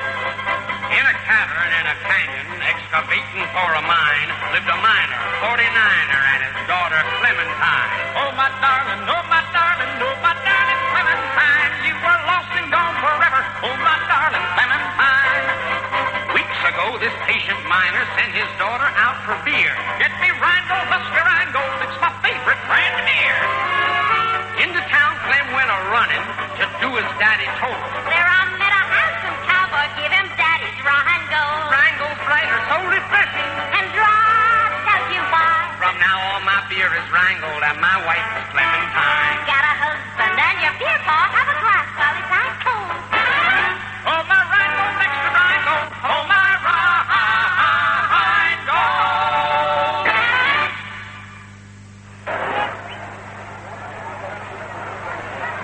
Bottom half of the 4th inning, the score 7-1. As Houston comes to bat, they lead it. On the mound for the New York Mets, Vinegar Ben Mizell. Here's a final Washington at home over Cleveland 4-3. Winning pitcher was Hamilton in relief. Make that Coutinho in relief. The losing pitcher was Bell, also in relief. So Cleveland slipping behind the Yankees now, another half game. There's a pitch to Bob Bruce. It's a slider over the knee, strike 1. Mizell came in the ball game in the first inning with no one out. He has given up 1 run on 1 hit. 1 strike pitch, a slow curveball that hangs outside. 1 ball, 1 strike.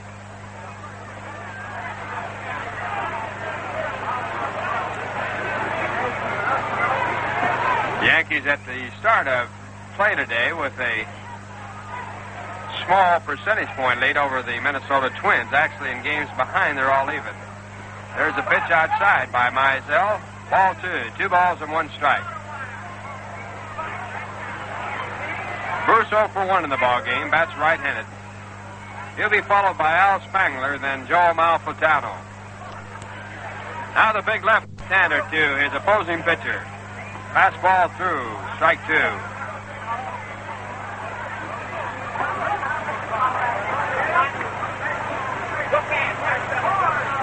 Marv Throberry at first base. Charlie Neal at second. The shortstop, Eliu Chacon. Cliff Cook, the third baseman. Mizell back to the plate. This one swung on and fouled back in the screen. So the count will stay at 2 balls and 2 strikes with no one out here in the bottom half of the fourth. 45-7. New York Mets won. Mets will return to the Polo Grounds tomorrow night against the Chicago Cubs. Cubs got some pretty good young talent on their ball club, except they can't win. They lost to Pittsburgh today. 2-2 pitch. This one is swung on and fouled away. So again, it'll be 2 balls and 2 strikes. This Billy Williams with the Chicago Cubs. One of the best young-looking ball players we've seen in a long time. He's got a great bat. Fast hands. He really makes that bat fly. George Altman also, a good one. Along with Ron Santo, Ernie Banks, of course. They'll all be in tomorrow night. There's a high pitch to Bob Bruce. So they can't full now. 3 balls and 2 strikes.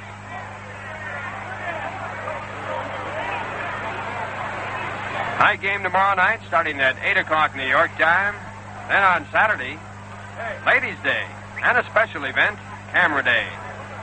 All you baseball fans who would like to have personal pictures of all your favorite ball players may take pictures from 12 to 12:45 in the lower box seats at your convenience with the New York Mets posing. Mizell with a 3-0 pitch inside, ball 4. So Mizell walks his leadoff man here in the bottom half of the fourth inning. And coming into the batter's box, Al Spangler as Bob Bruce moves down to first base. Second walk issued by Mizell. At bat, number 21, Al Spangler. Spangler batted twice in the first inning. He was safe on an error by Jay Hook, and that seemed to indicate what would happen for the night for Jay. It was the start of 6 runs being charged to him. Then he singled to right field. So he is 1 for 2. Batting .275. Left-handed batter. And the first pitch to him by Mizell is hit out to shallow center field. Richie Ashburn walking to the ball, now breaks into a small trot. And he makes the catch. Out number 1. And moving back to first base, Bob Bruce.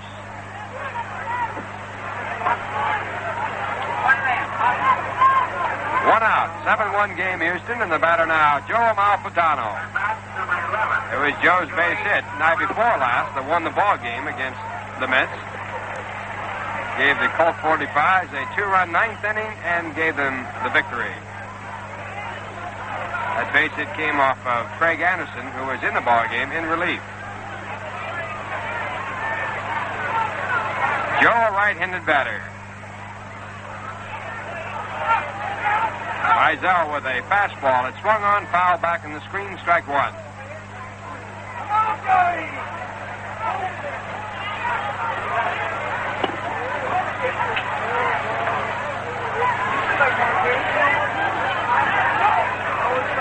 Took Joe Malfitano 9 years to graduate from college. Doesn't really... It's not as bad as all that. I'll try and explain why. Here's the strike pitch to Joe. Outside, ball 1. He started going to college when he went out to play professional baseball. And he used to go in the wintertime as often as he could, trying to pick up his education. He finally graduated from the University of Southern California in January 1962. He attended several colleges, including Loyola University. The 1-1 pitch, a curveball that swung on, fouled away. So the count now, 1 ball and 2 strikes. You know, many ball players ask the question when they graduate from high school whether or not they should continue on and get their college education or take a bonus and go out and play professional baseball. Here's an example of what you can do. If you play ball, you can also go to college. You can go in the wintertime. Many ball players have done just that. Of course, in many circumstances, it might be better to go to college and then see whether or not you're fitted for a professional career. But there are two ways to do it. 1 ball, 2 strikes. And Amalfitano tries to check his swing. The umpire looks down at first base, gets no sign, so it's called ball 2. 2 balls and 2 strikes. Joe started to go and then held up at the last minute. And Sammy Taylor discussing the check swing with home plate umpire Augie Donatelli. Well, the ball players, I'm sure, in the bench yelling if he'd have hit it a mile. 7-1 game, Houston. Bottom half of the 4th inning, 1 out.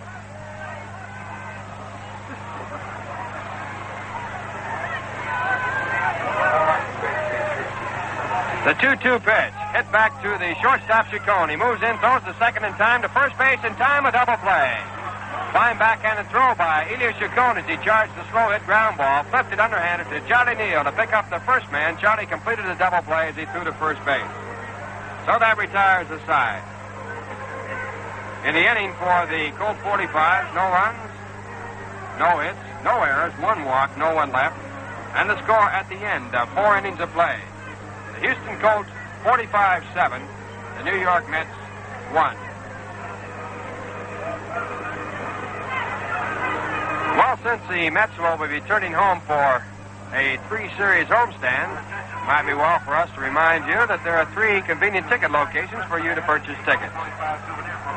At the Polo Grounds, at the advanced reservation window on the 8th Avenue side, you can purchase tickets for all Met games 7 days a week. Downtown in the Grand Central Station, over by the Vanderbilt Ramp area, there's a ticket office for your convenience. Also in the Pennsylvania Station in the Long Island waiting room. You may make ticket reservations at all the Howard clothing stores in the New York area. Also, if you care to, you can make your ticket requests by mail. Write to Ticket Manager, Polo Grounds, New York 39.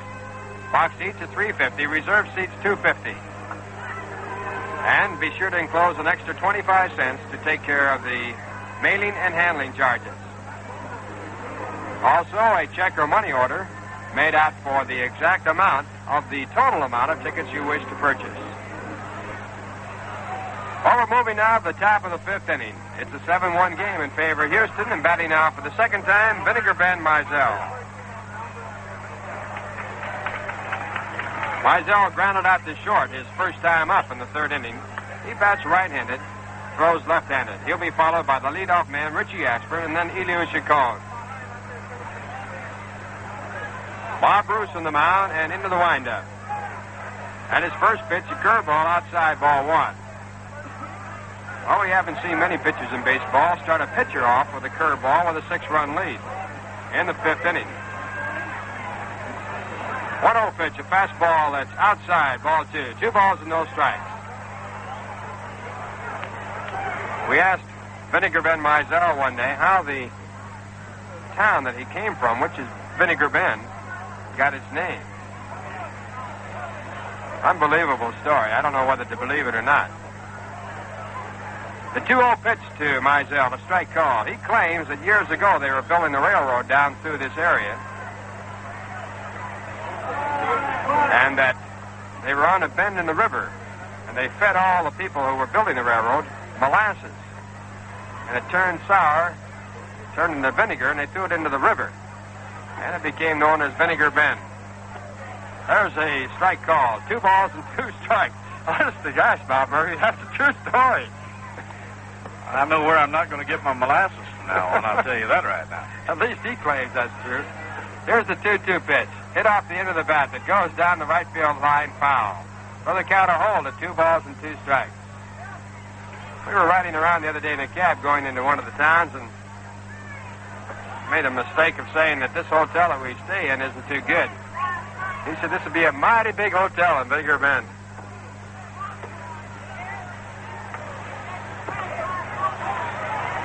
2 balls and 2 strikes. No one out. Top of the 5th inning.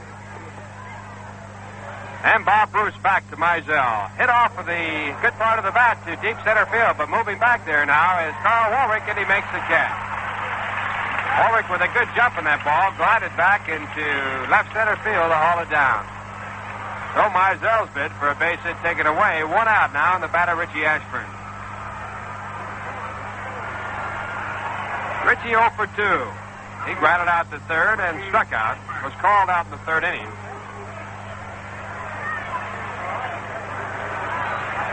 Batting .290. Bob Bruce to Ashburn high, ball 1. Richie picked up his first home run. Warwick with a good jump in that ball, glided back into left center field to haul it down.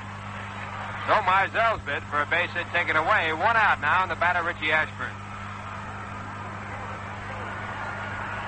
Richie 0 for 2. He grounded out the 3rd and struck out. Was called out in the 3rd inning.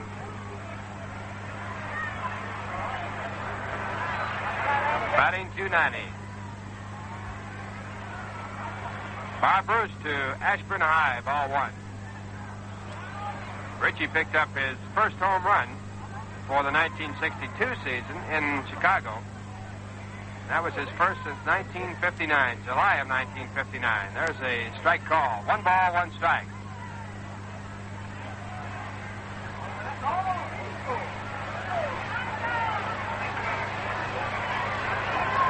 Richie twice has led the National League in batting. 1-1 pitch bounced down to the second baseman, Amalfitano. High hop, he grabs it, throws to first base in time. That ball bounced high, just about over the head of Joe, but he went up with a gloved hand to haul it down and complete the play at first base. 2 men out now, and Elio Chacon, the batter. Elio with a base hit and the strikeout, 1 for 2. Batting .256. At bat, number 7, Elio Chacon.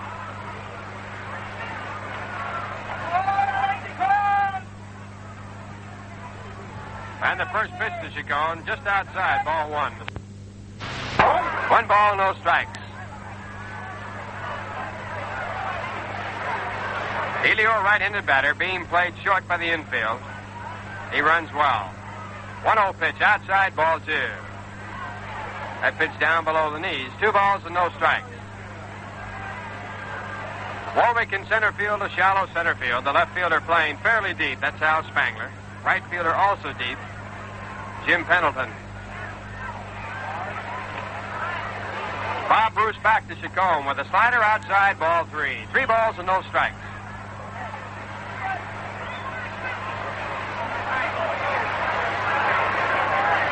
The 7-1 game, 2 men out, top of the 5th inning. Houston leading.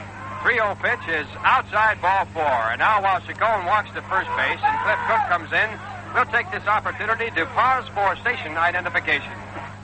This is WGY Schenectady, 810 on your radio dial, where the time is 31 and a half minutes past 11 o'clock. Ralph Kiner along with Bob Murphy and Lindsey Nelson from Houston, Texas. Score of the ball game, 7-1. The Mets batting now. Colts lead it. Chacon at first base, and Cliff Cook the batter. Bob Bruce with a curveball. It's popped up high in the air to the second base side. Joe Amalfitano is there, waiting for the ball to come down.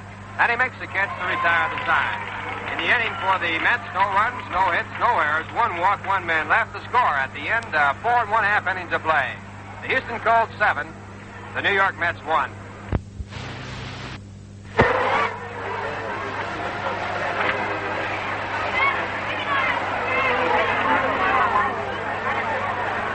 Well, while we wait for Mizell to complete the lineups, the warm-ups, let's check the lineups on the scores. Milwaukee 7, LA 1, Pittsburgh 6, Chicago 3, Cincinnati 8, San Francisco nothing. Philadelphia at St. Louis not scheduled.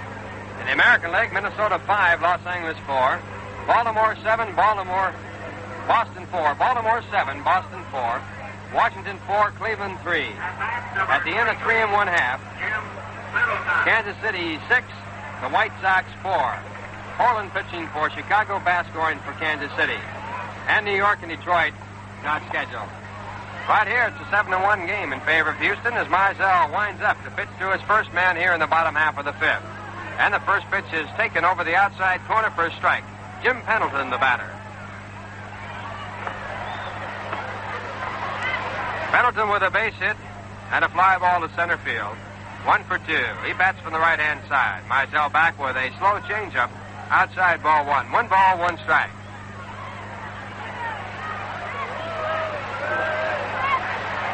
It will be Jim Pendleton, Norm Larker, and Carl Warwick against Mizell here in the bottom half of the fifth.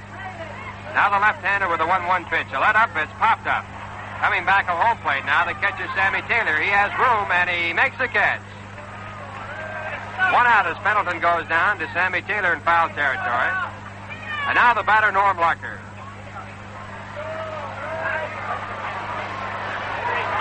Norm 1 for 2. He picked up a single in the first inning. Colts had 7 runs on 6 hits in the first inning. And he popped up to the shortstop.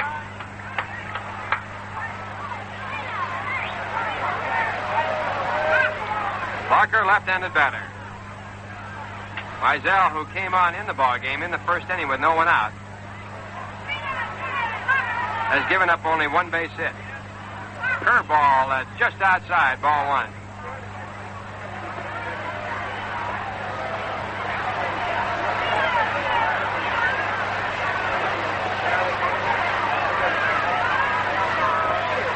Mizell back to Norm Larker with a slow curve that's low inside, ball 2. 2 balls and no strikes, 1 out. Houston 7 runs on 6 hits. The Mets have 1 run on 4.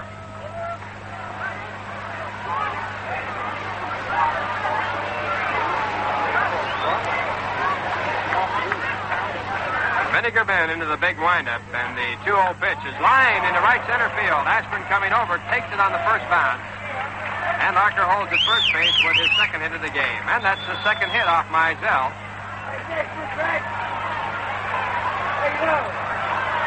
And it brings up Carl Warwick.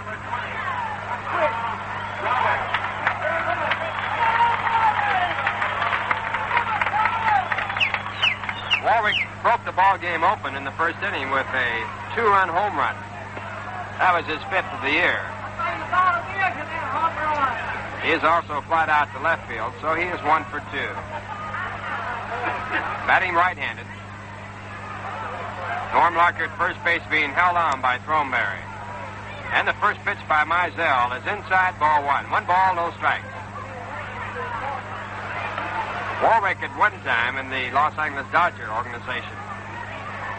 He was sort of the heir apparent to center field for many years, but never could quite make it. He was traded to St. Louis and had a shot there and couldn't make it, but he has come on big here for the Colt-45. 1-0 pitch outside, ball 2. 2 balls and no strikes.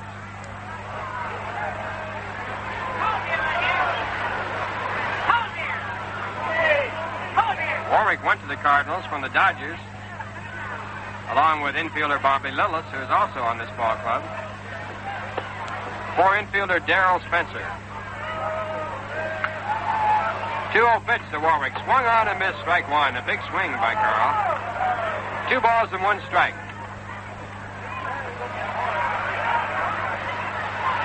Warwick came to this ball club, and the deal that sent Bobby Shantz to St. Louis. Mizell now, 2 balls and 1 strike. And his pitch back to Warwick is inside for ball 3. 3 balls and 1.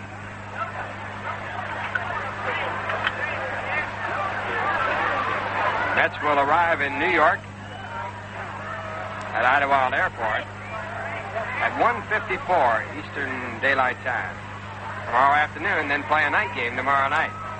They'll open up against the Cubs. There's a throw to first base, but Larker, who was only about 2 steps off, just walks back in.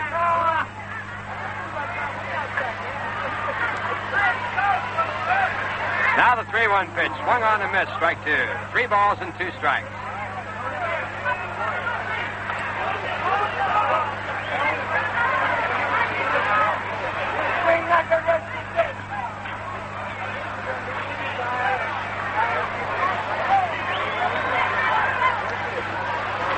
Hal Smith is in the on-deck circle, which might indicate that they're switching catchers due to the left-handed pitching of Vinegar Red Mizell. Renew, the catcher, a left-handed batter. There's a throw again to first base on the 3-2 counter, and again Larker back. Colts lead at 7-1. 3 balls and 2 strikes, 1 out. Again to first base, and again Larker back.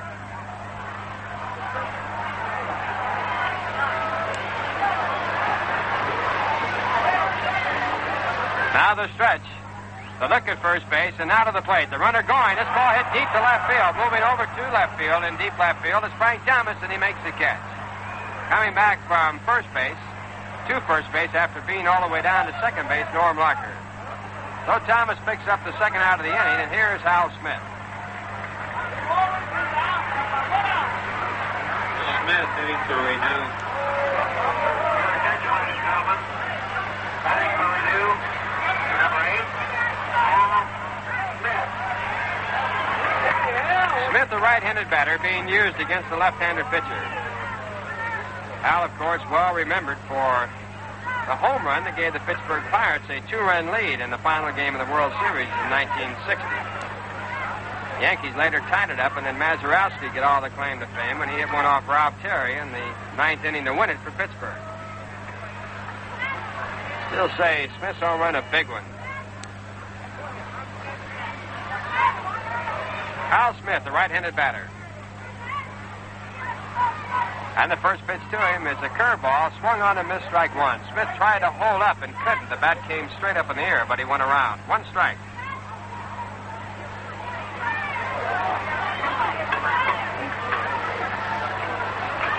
Smith batting .252.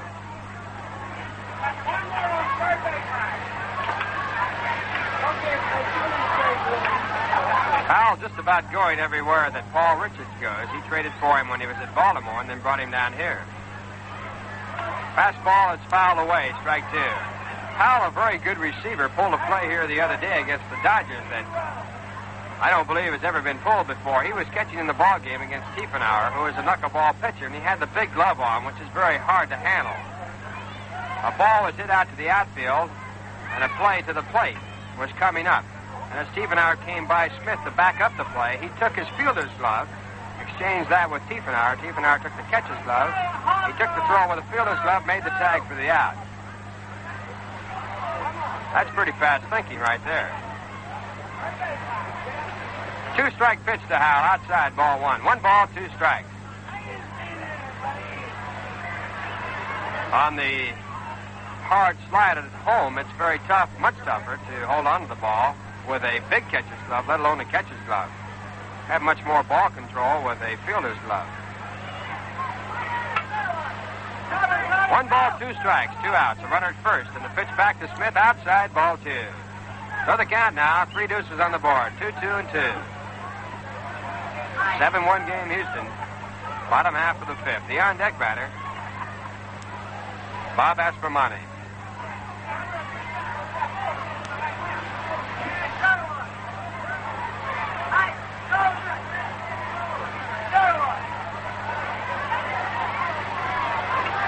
Larker at first base with a short lead. And Mizell back to Smith low for a full count now. 3 balls and 2 strikes. So we'll see Larker go at first base with 2 outs.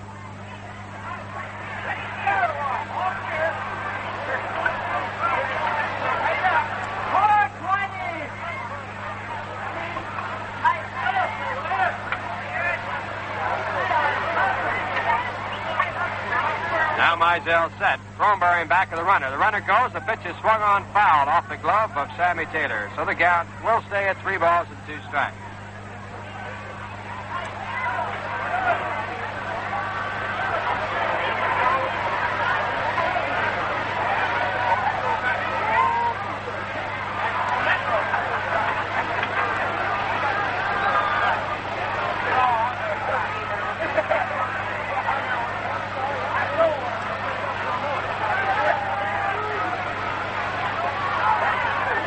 Three balls and 2 strikes with 2 outs. Larker at first, edging off. He goes. The pitch to the plate is hit sharply through the middle into center field. Larker now going for third base. Ashburn up with the ball, throws in, loses the ball. Larker now is going to score. There's the throw to second base. Not in time. Richie Ashburn up with the ball was making a routine throw to second base. Larker had third base standing up, and as he took the ball out of his glove, went back to throw it, it fell out of his hand. So Larker continued on to home after the error, and moving on down to second base, Hal Smith. Score of the ball game now 8-1, and that's the third error in the ball game for the Mets.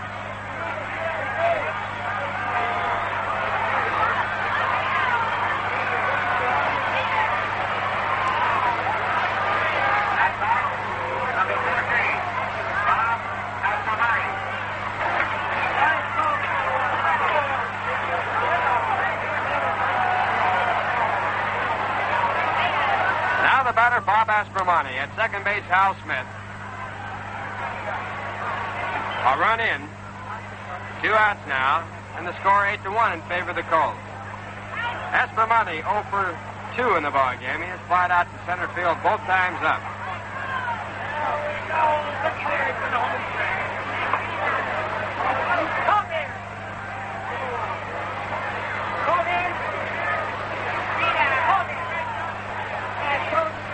Bob playing at third base, a right-handed batter.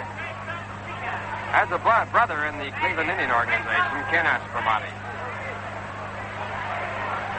Now time called as Aspromonte moves over to get some rosin. It's a warm night here in Houston. It's been warm here. Temperatures ranging around 91, 92 all day long, and humidity up around 70, 75%.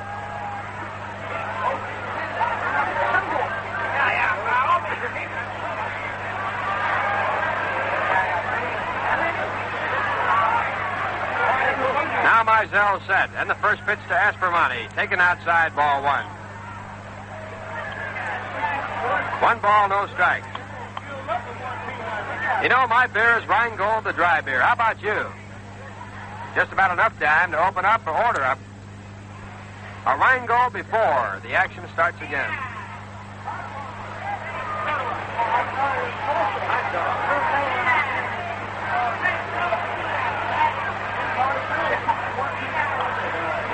Mizell into the stretch, looking at his runner at second base.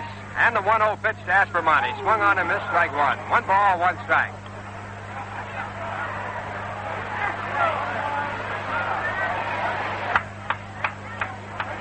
Aspromonte makes his home in Brooklyn. Speaking of Brooklyn, the famous Brooklyn Giant playoff game will be replayed July 14th in an old-timer's game. Curveball popped up in foul territory behind home plate and going out of play. So the Cat now, 1 ball and 2 strikes. Yes, on July 14th, stars such as Jackie Robinson, Jim Hearn, Ralph Barranca, Bobby Thompson, many, many others, all invited to participate in a old-timers game honoring and creating the famous playoff series between the Brooklyn Dodgers and the New York Giants. Won by the Giants in 1951. That game will precede the regular game between the Los Angeles Dodgers and the New York Mets. 2-inning ball game. And some of those fellows like Newcomb and Barranca, we saw them in batting practice. They still fire. They look good. Mizell with a 1-2 pitch. This one is popped up straight back of home plate. Coming back again is Taylor, and again it goes out of play. So the count will stay at 1 ball and 2 strikes. The other day, Don Newcomb was throwing batting practice to the Los Angeles Dodgers when they were in town, and he was throwing very, very nicely. Had good zip on the ball. Also, Barranca came out to throw, and he looked good.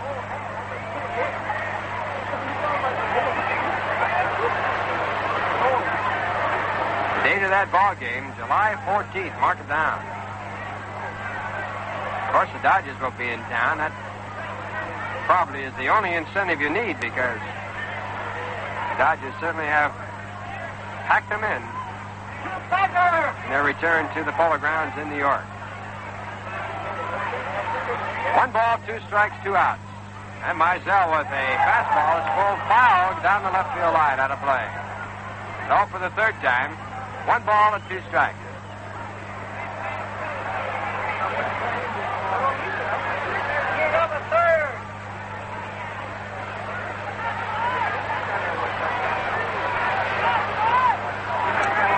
Hal Smith at second base. 2 outs. 8-1 game, Houston.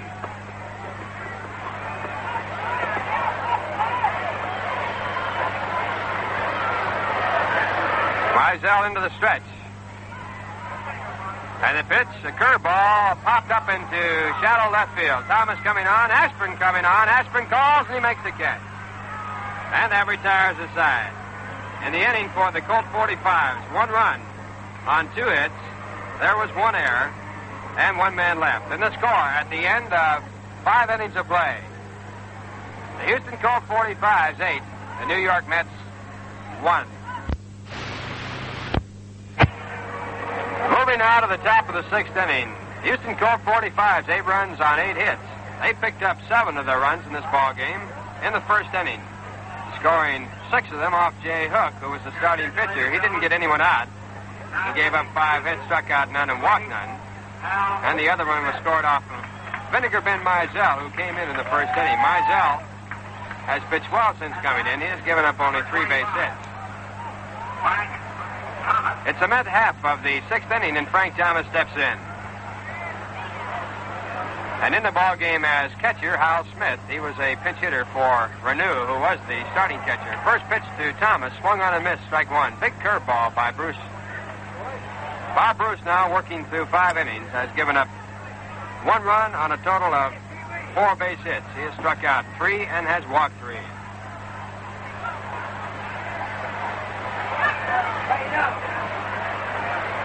Now the right-hander to Thomas for second pitch. A bunt out in front of the plate. Smith up with the ball. Throws to first base in plenty of time. A good play. Off the base. The first baseman, Norm Larker, off of the base.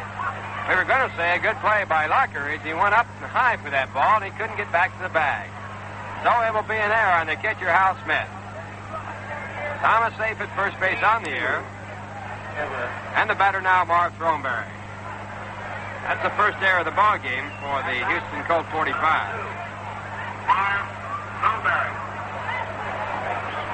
Throneberry at first base, the batter.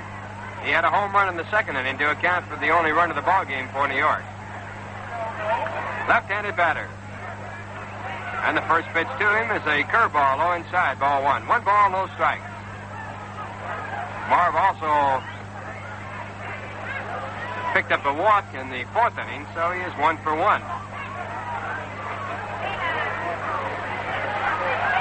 1-0 pitch, a curveball that drops over, strike 1. 1 ball, 1 strike. Slow curveball by Bob Bruce that just sort of fell down into the strike zone. 1 ball, 1 strike.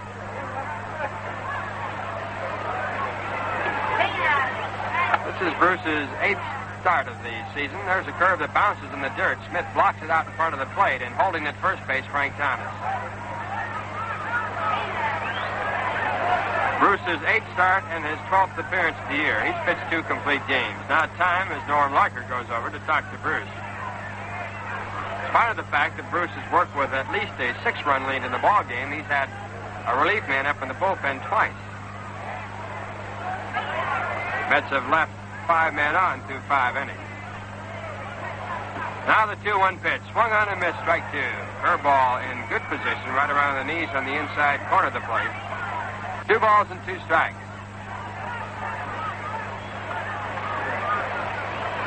Sally Hemus, who is the mayor of Houston, coaching at third base. He knows more people than a real good politician. There's a curve hit out to shallow left field. Coming on quickly is Al Spangler. He can't get to it. It drops in. Going to third base is Thomas. The throw there is not in time. Now moving on to second base on the throw to third is Marv Throneberry. So a base hit for Throneberry. That's his 2nd in the ball game. He's 2 for 2. And once more, there's a sign for someone to get warm in the bullpen for the Colt 45. Mets now as they trail by 7 with runners at 2nd and 3rd and no one out here in the top of the 6th, and the batter's Johnny Neal.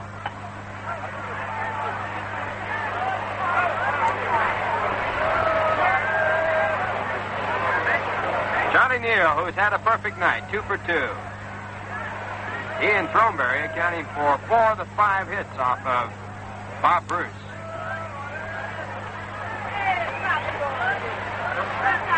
At bat, number 4, Charlie Neal. Neal playing second base. Batting right-handed. Infield playing back. No one out. Runners at second, third. In the first pitch, a fastball swung on a miss. Strike one. Neal is 5 for 7 in this series against the Colt 45.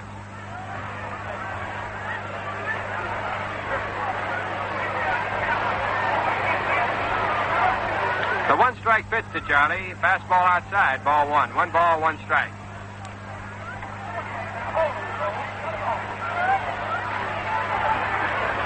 Ken McKenzie now up for the New York Mets.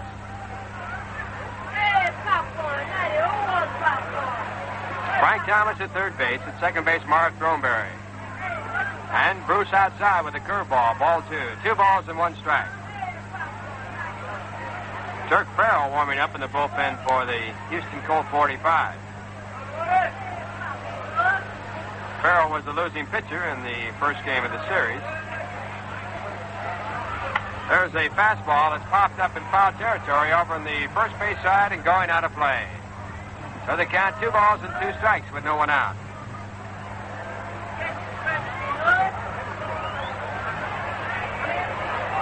Farrell, after he had lost that ball game, he lost at 3-1, was quoted by the newspapers here in Houston as saying that he didn't have to throw his curveball. He could beat the Mets with just his fastball alone.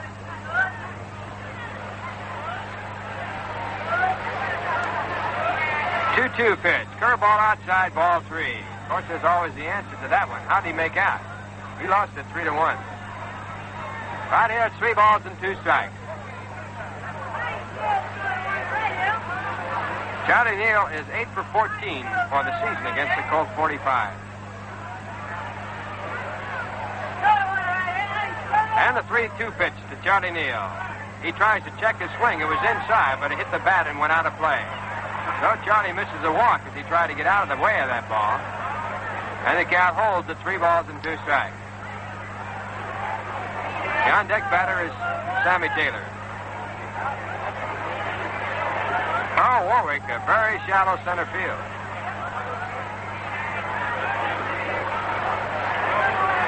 Again, the 3-2 pitch to Charlie. Swung on and missed, strike 3. So Neal goes out swinging. That's the 4th strikeout by Bob Bruce. And the first out here in the 6th inning. And the batter now, Sammy Taylor. At bat, number 16. Sammy has walked and grounded out to the first baseman unassisted. 0 for 1.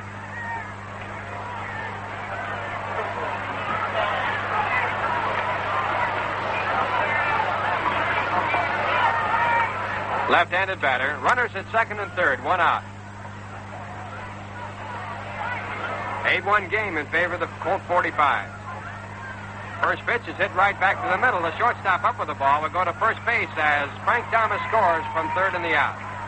So now the score of the ball game 8-2, and while we have a second here before Jim Hickman comes to bat, we'll take this opportunity to pause for station identification. This is WGY Schenectady, where you can hear all the games of the New York Mets. For baseball, for the best in music, for comprehensive, reliable news reporting, stay tuned to WGY. Ralph Kiner along with Bob Murphy and Lindsey Nelson from Houston, Texas. Score of the ball game now 8-2. And at third base, Marv Throneberry with Jim Hickman batting with 2 out. And the first pitch to Jim is a curve outside, ball 1.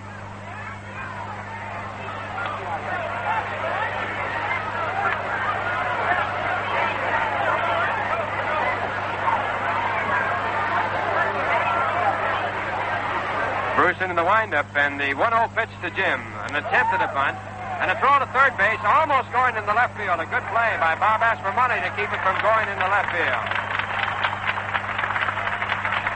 The play will go as a strike on Jim Hickman as he tried to beat out a bunt.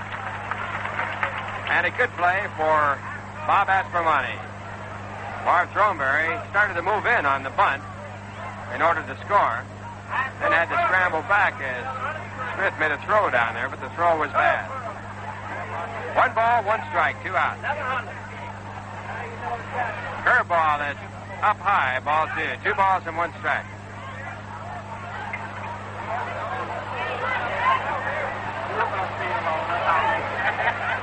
Houston with 7 runs in the first inning, added 1 more in the 5th. The Mets scored 1 in the 2nd, and have scored 1 here in the top of the 6th. There's a curve hit hard down to Aspermonte. He comes up with it, makes the sidearm throw to first base in time to retire the side. In the inning for the New York Mets, 1 run on 1 hit. There was 1 error and 1 man left. And the score at the end of 5 1/2 innings of play.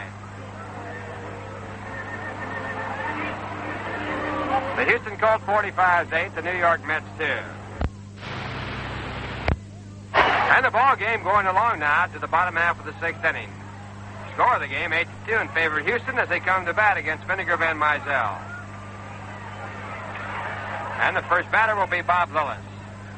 First pitch to him, line down the left field line, but foul. Third base umpire giving the sign quickly that it was a foul ball.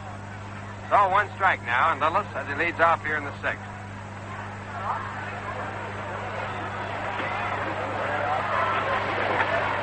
Lillis has walked and grounded out to second, 0 for 1. Mysel into the windup, and the 1-strike pitch. Change up, hit to center field. Asper moving back about 15 steps is there, and he makes the catch. Out number 1. In the National League in a day game, Milwaukee defeated Los Angeles 7-1 as Bob Shaw picked up his 8th victory. Hank Aaron had a home run in that ball game. Pittsburgh defeated Chicago 6-3. Behind the pitching of Bob Friend, he has now won 7 and lost 7. Polk, Williams, and Sano home runs in that ball game. Incidentally, Williams will be in the Polo Grounds as of tomorrow night. Cubs coming in for a 4-game series. Here's the pitcher, Bob Bruce. And Mysel catches a strike with a curveball, strike 1. In a night game, the Cincinnati Reds defeated the San Francisco Giants 8-0. Joey Jay, a 3-hitter. That's his 9th win of the year. He has lost 6. Losing pitcher was Billy Pierce. There's a curveball low, ball 1. 1 ball, 1 strike. Billy Pierce, incidentally, in that ball game had a 2-inch cut on the Achilles tendon on the heel, and he was taken to the hospital for observation. The 1-1 pitch to Bruce outside, ball 2. 2 balls and 1 strike. Those are the scores of the only other games in the National League, with the exception of the one right here in Houston. Houston leading now 8-2. Philadelphia and St. Louis not scheduled.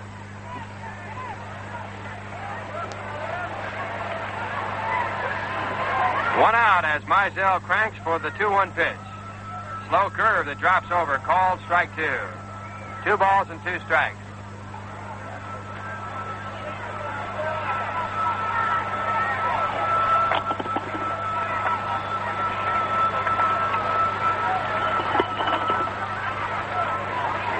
Two balls and 2 strikes.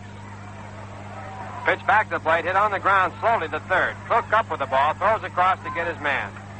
2 men out now, and while we have time, we pause for station identification. The time, 5 minutes past 12, WABC, New York's first station for music and sports. Ralph Kiner along with Bob Murphy and Lindsey Nelson from Houston, Texas. It's the bottom half of the 6th inning. Score 8-2 in favor of the Colts. And the batter's Al Spangler. Al has 1 hit and 3 times up. He has scored a run. He has driven 2 in. Spangler batting .275.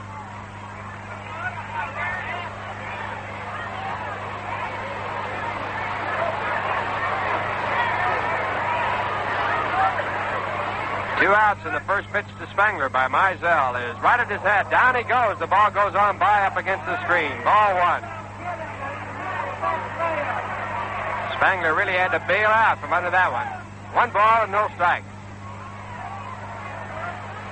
In a day game, Minnesota defeated Los Angeles 5-4. As Jim Cott picked up the victory. The loser was Fowler in relief. Barry Allen and Moran had home runs in that ball game. Also during the daytime, Baltimore 7, Boston 4, with Barber the winner, 5-4 now. The loser, Mambo Cat. Robinson a home run, Brooks Robinson. And Gentile a home run. Gentile now 17. 1-0 pitch to Spangler outside. 2 balls and no strikes. So Gentile now taking over second place in the home run derby in the major leagues. Willie Mays leads it with 21.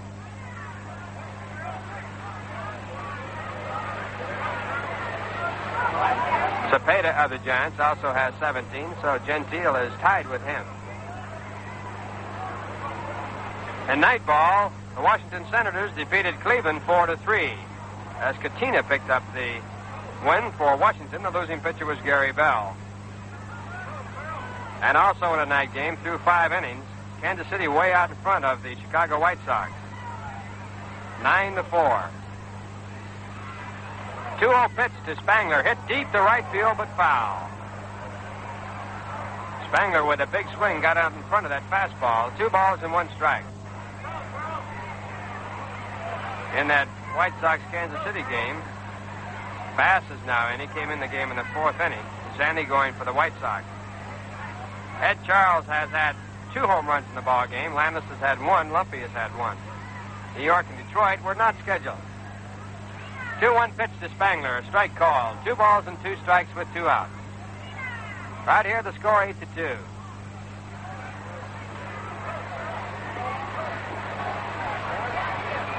Mets trail as they work with 2 outs in the 2-2 count on Al Spangler. Mizell back with a slow curve outside and low. Ball 3. So a full count to Al Spangler. The on-deck batter, Joe Malfitano.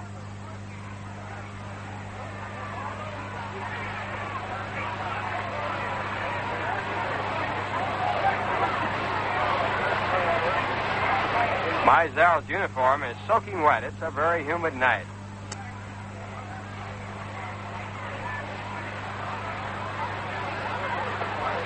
A 3-2 pitch to the left-handed batter. Popped up in foul territory. Coming over Sammy Taylor. He has room and he makes a catch to retire the side.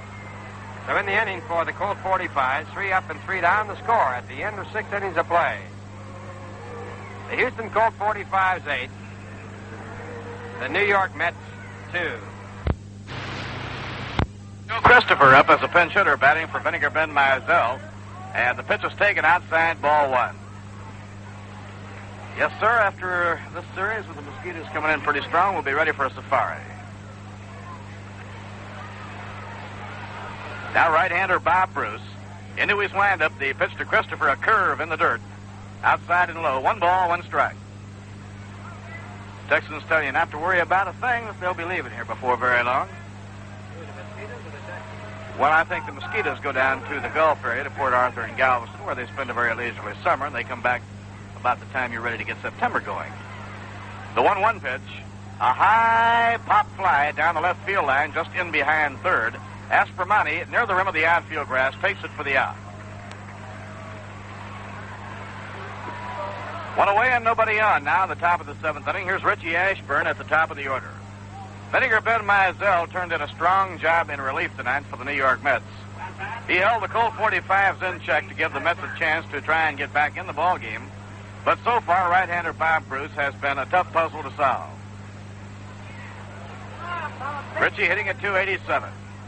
Pitched by the right-hander, a fastball over, a called strike. Richie 0 for 3 in the game, has grounded out third to first, taken a called third strike, and been thrown out by Joey Malafitano. Now Bruce over the head, around comes the right arm. Curve lashed toward the hole, fielded by the first baseman Larker. He races to the bag, makes the play unassisted, 2 down.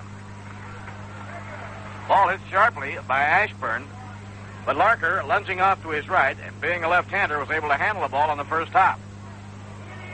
2 outs and nobody on. The batter will be Elio Chacon. Elio has struck out, lined a base hit into left field, and drawn a walk. 1 hit and 2 times up. Elio hitting at 256.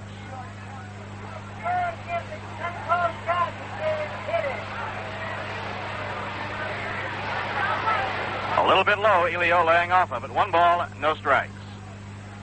For the Colt-45s, 8 runs on 8 hits and 1 error. New York Mets 2 runs on 5 hits and 3 errors. First time in a long time the Mets have committed 3 errors in 1 ball game. Outside, ball 2, 2-0. Vinegar Ben worked 6 innings.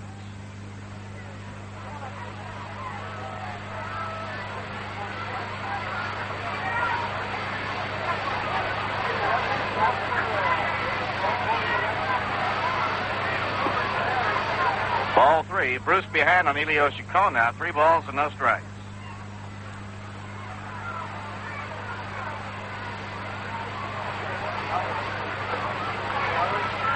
Bob Moorhead, a right-hander, loosening up in the bullpen for the New York Mets to hurl in the last half of the inning. Now Bruce behind, 3-0 on little Elio Chacon. In comes the pitch to him. Too high, it's ball 4, and Elio is on. The 3rd straight time he's been on in the game. That's the 4th walk given up by Bob Bruce, and it brings up Cliff Cook. Cliff 0 for 3 has been struck out, fly to center, and hit a high pop fly taken by Malafitano out behind second in short center field. Mets trying to stir it up and get back in this ball game. We're in the top half of the 7th inning. Pitch by Bruce. The runner goes. The pitch outside the peg. He steals the base. Elio with a big jump that time on Bob Bruce. He wasn't running any risk with the jump he got that time. Not bad baseball at all, that kind of a jump. He was already safely entrenched on the bag when the throw arrived from Hal Smith. Bruce apparently failed to look him back at all, and Elio took off. So give Elio Chacon a stolen base. He sets himself up in scoring position. 2 men away, 1 ball and no strikes. A foul ball raked back into the screen. 1 ball, 1 strike. For Elio Chacon, he now has stolen 5 bases.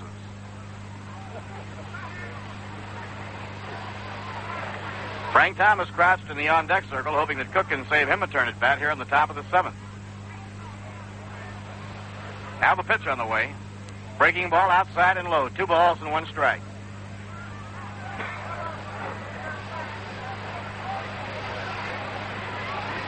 Elsewhere in baseball today, the Dodgers and Giants both lost, so the Dodgers maintain a 2-game lead. And the Minnesota Twins of Sam Mealy, by winning, take undisputed possession of first place in the American League's tied race. Count 2-1 on Cliff Cook. The pitch by Bruce. He tried to hold up, but he went too far, says Frank Sikori, and the count is even 2-2.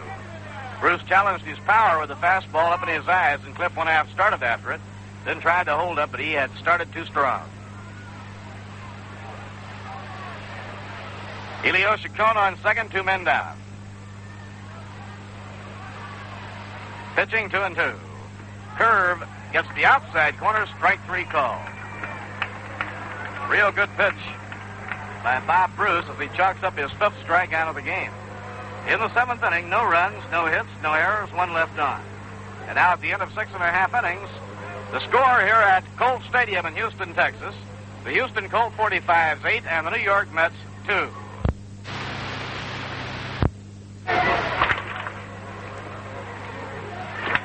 Bob Moorhead into hurl now for Casey Stengel's New York Mets. For Bob, his 16th appearance of the year, his first of the season against the Colt-45s. Bob has worked a total of 42 innings, has won none and lost none. Vinegar Ben Mizell turned in a good relief job. Vinegar, in 6 innings, allowed 2 runs. Only 1 of the 2 was earned. He gave up just 3 scattered hits. Walked only 2 men, and he struck out none. Good job by Vinegar Ben, who came on to replace the starter for the New York Mets, Jay Hook, when Jay was unable to retire a hitter in the opening inning of the game. The Colt-45 scored 7 of their 8 runs in the first inning. Now Joey Malafitano is up in the last half of the 7th inning. Right-handed batting second baseman. Takes a pitch at the letters, ball 1. Malafitano 1-hitted 3 times up.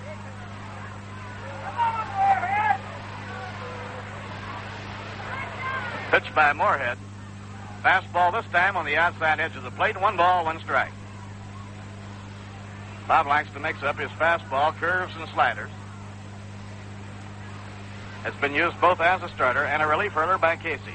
The 1-1 pitch. Outside and low, it's ball 2, 2-1.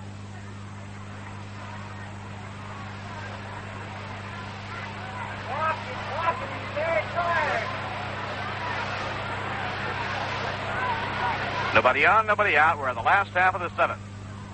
A little bit outside, and Moorhead goes behind on a Malafitano.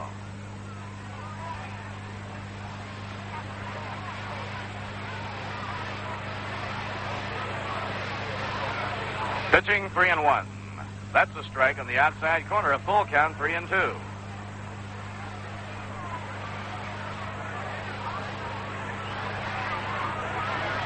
The only other game going is the game in Kansas City, and it's a real Pier 6 brawl. Ball 4, it's outside.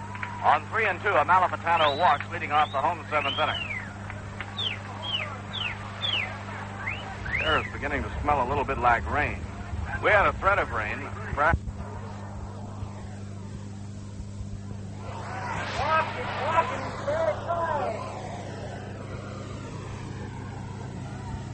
Nobody on, nobody out. We're in the last half of the seventh. A little bit outside, and Moorhead goes behind on Amalfitano.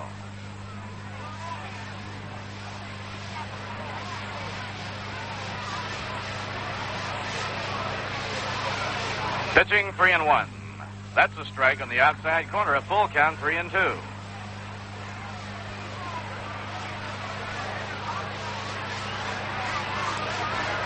The only other game going is the game in Kansas City, and it's a real Pier 6 brawl. Ball 4, it's outside. On 3-2, Amalfitano walks, leading off the home seventh inning. Air is beginning to smell a little bit like rain. We had a threat of rain prior to the start of the game, and of course, showers have been forecast for the afternoon and this evening. And the rain last night, I'm telling you, was a real Texas rain. There wasn't much doubt about it.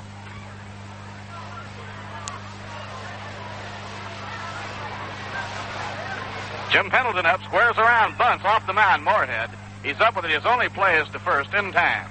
Barb Throneberry handling the throw from Bob Moorhead. And so Jim Pendleton, the number 3 hitter in the batting order, gives up his turn at bat, trying to help build a run. He moves Amalfitano along to second. Now here's the cleanup batter, Norm Larker. Larker has 2 for 3, both singles, and has driven 2 runs in. Larker hitting at .288. Number 10, Norm Larker.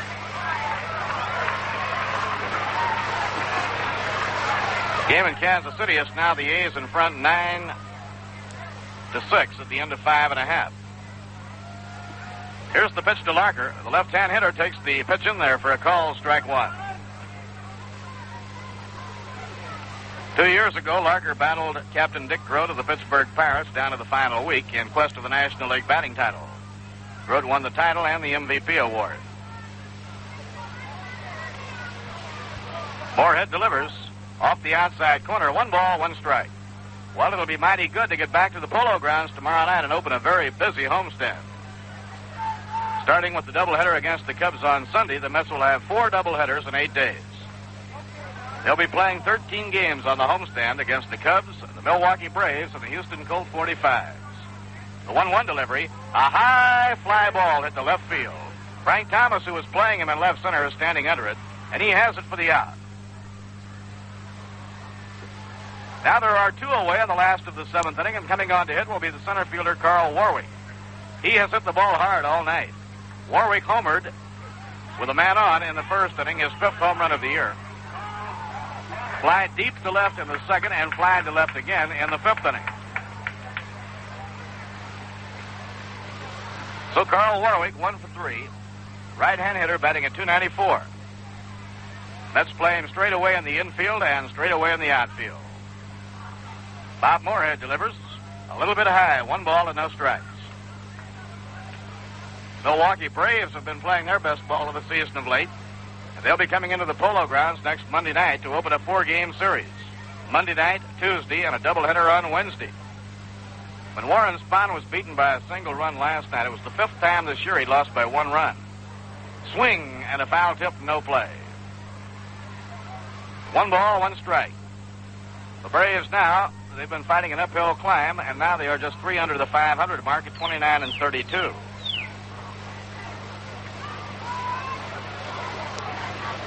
One and 1 the count on Carl Warwick. Joey Amalfitano on second, 2 men down. The 1-1 pitch. Check swing, but it's in there for a call strike on the outside edge of the plate. Well, you can fry eggs on the sidewalk in Texas these days. It has been hot. Where's that flash water, Ralph? Here comes another one.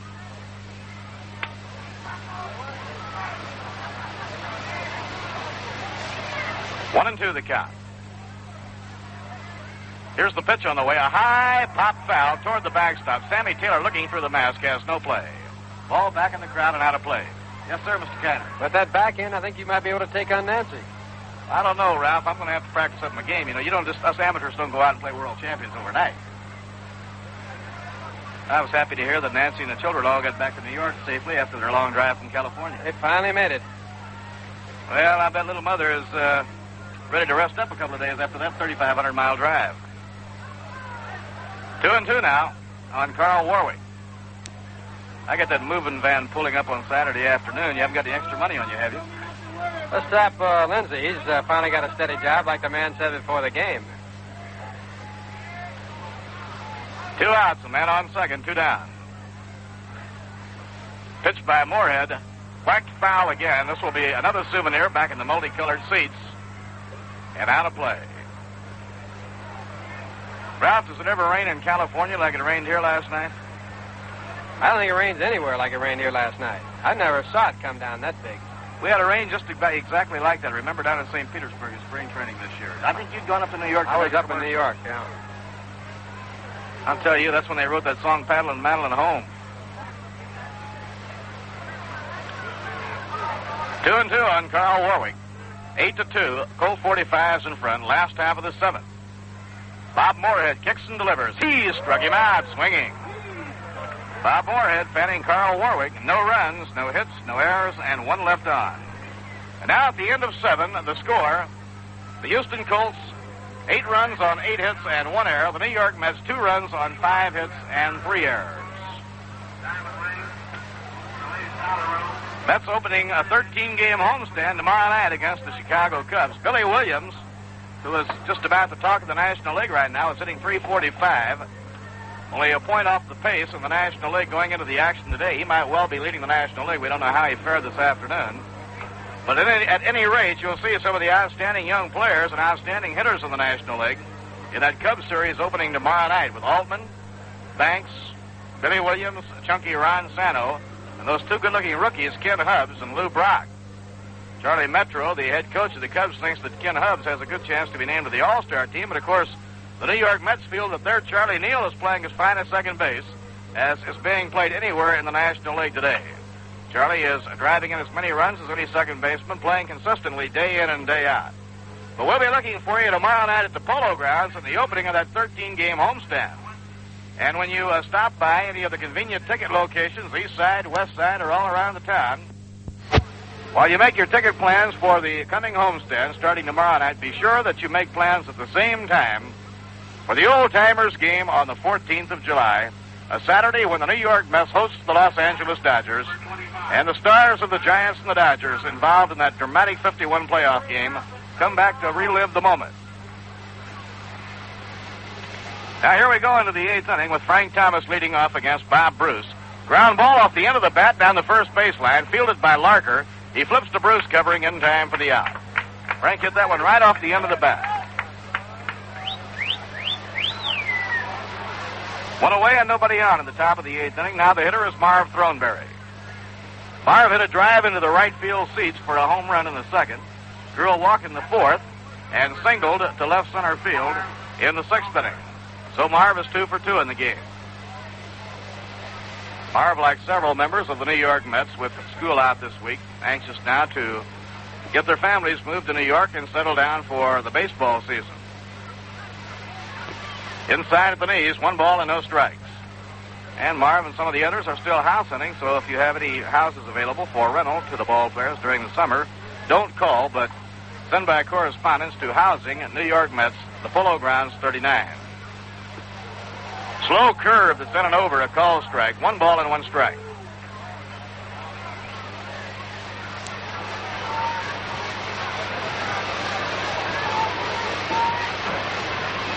Now Bruce over the head, the 1-1 pitch. He was way out in front on a beauty of a slow curve by Bruce. He throttled back on that one. Throneberry, a good fastball hitter, and they feed him a lot of slow breaking stuff.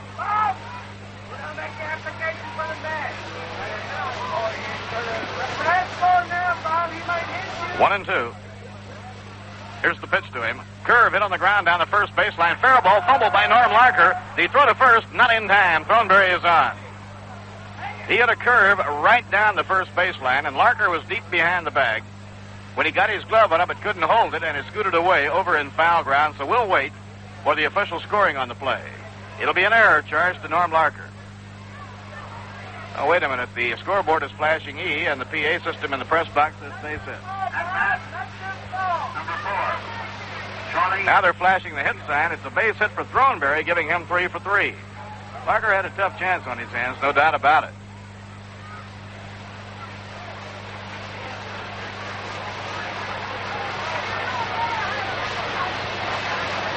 Charlie Neal has 2 for 3. He's been wielding a real good bat.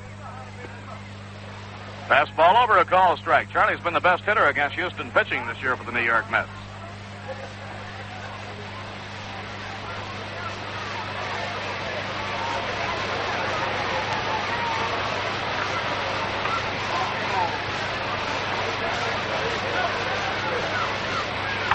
Fly ball slammed deep down the right field line. Will it stay fair? It is a foul ball out of play.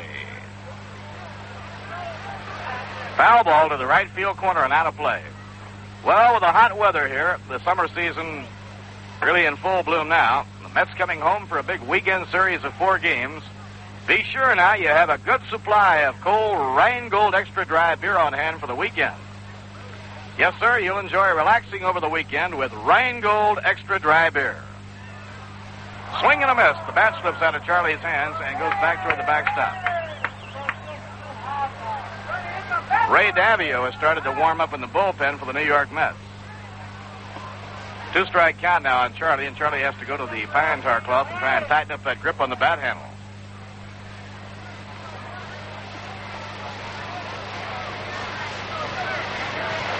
One away and one on. We're in the top of the 8th inning. Mets 6 runs behind, trailing 8-2.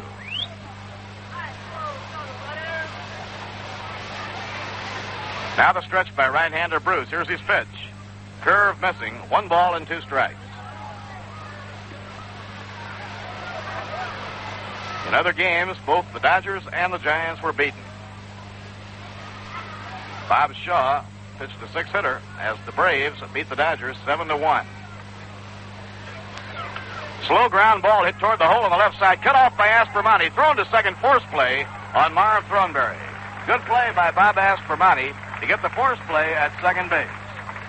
Now, before Sammy Taylor steps in, we'll step out for station identification.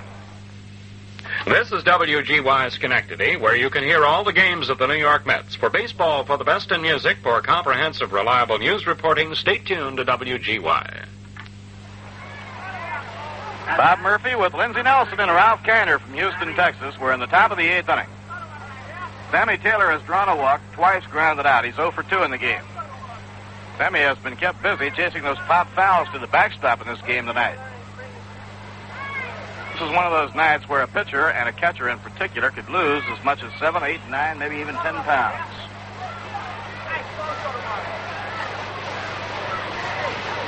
Here's the stretch. And the pitch on the way. A breaking ball inside and Lewis, ball 1. Ralph, during your playing days, you experienced some of those red-hot summer days out in St. Louis. What's the most weight you ever lost at any one day playing baseball? Most I've lost in one day is about 8 pounds in a doubleheader in St. Louis. That's right. I've seen pitchers, though, lose anywhere, well, up to 14 pounds.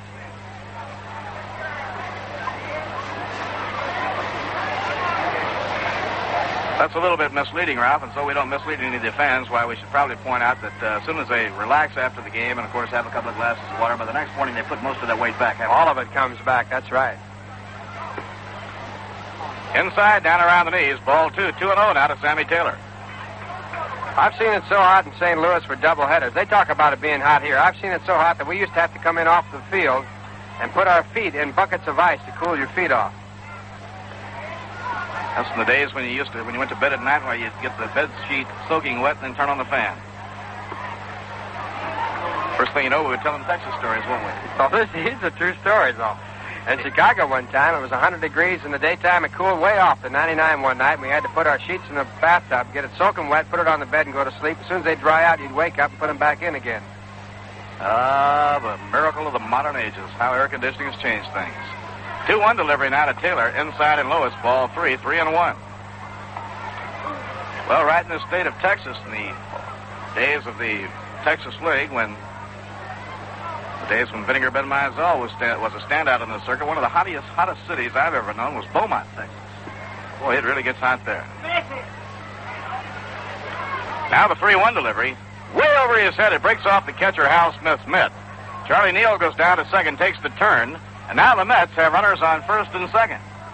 And Jim Hickman is coming up.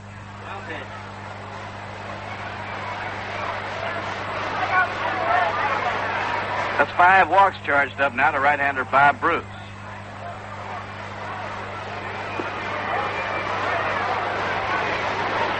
Runners on first and second.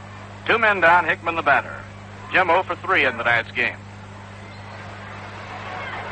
At bat, number 9, Jim Hickman. You speak of expressions of how hot it can get. One of my favorites of all is it's hotter than a pay telephone booth in Wichita, Kansas on the 4th of July. Bunted down the third baseline, trying to bunt for a hit. They're letting it roll. It will roll foul.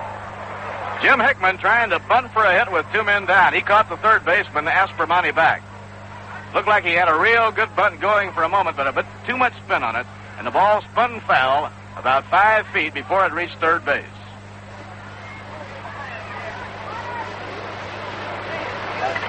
You know, Bob, you talk about hot cities. I think you got to say Washington, D.C. is one of the hottest. Also, Cincinnati.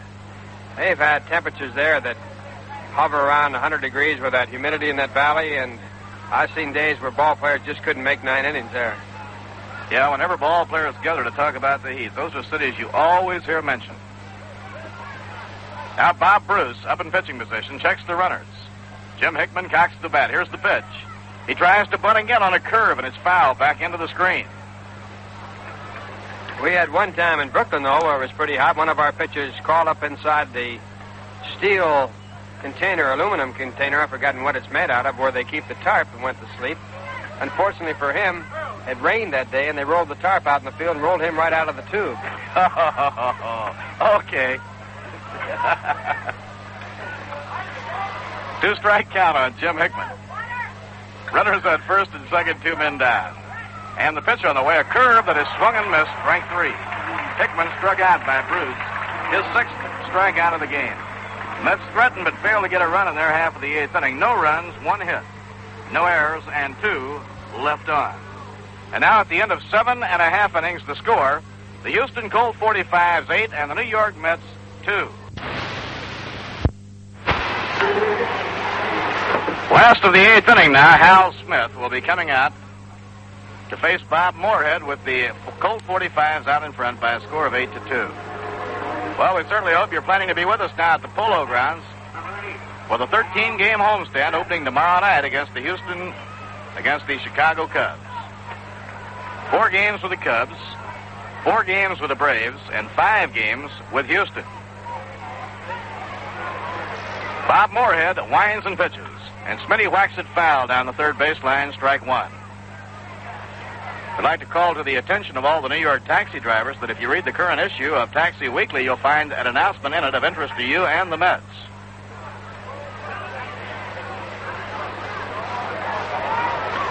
Moorhead winding, down comes his delivery.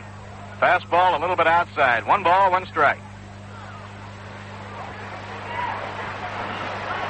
Colt 45s are winding up a homestand tonight. They head for the West Coast. Outside and low, 2-1. Houston feels the one thing they have going in their favor for the remainder of the year is the fact that when this weekend is over, they will have played 14 of their 18 games scheduled this year against the Dodgers. Outside and low, 3 balls and a strike.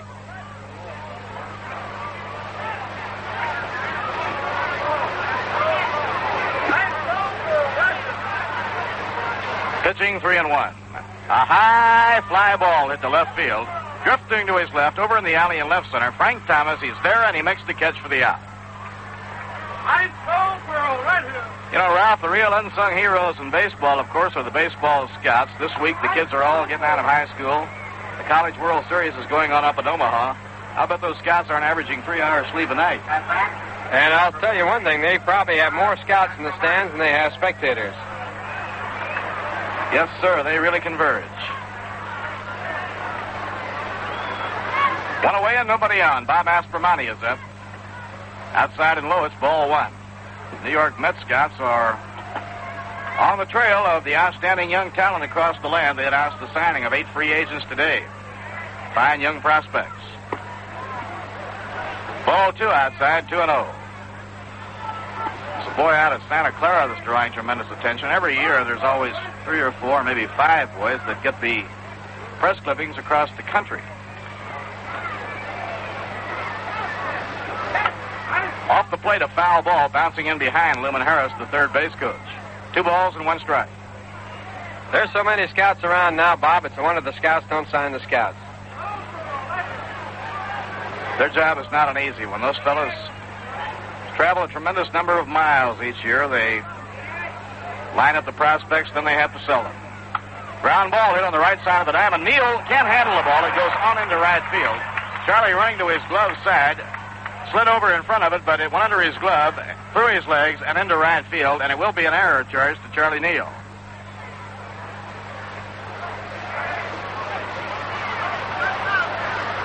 One away and 1 on. Now coming up to hit will be Bob Lillis, the shortstop. He's drawn a walk, grounded out, fly to center. He's 0 for 2. Fourth error charged against the Mets in the game. At back, number 15. The Mets will have Roger Craig opening the homestand against the Chicago Cubs tomorrow night. Pitch by Moorhead. Misses the outside corner. 1 ball and no strikes. This has been a ball game in which the relief pitching has done well for the New York Mets, and the starting pitching failed to hold the opposition. Breaking ball taken, 2 balls and no strikes. You know, speaking of scouting, Bob, in the olden days, they had 1 scout on the west side of the Mississippi and 1 scout on the east side. Now they have them on each side of the street. 2-0 delivery. Foul ball back and out of play. Well, it's progress, Ralph. I guess everything, every line of business, every walk of life, everything is more competitive.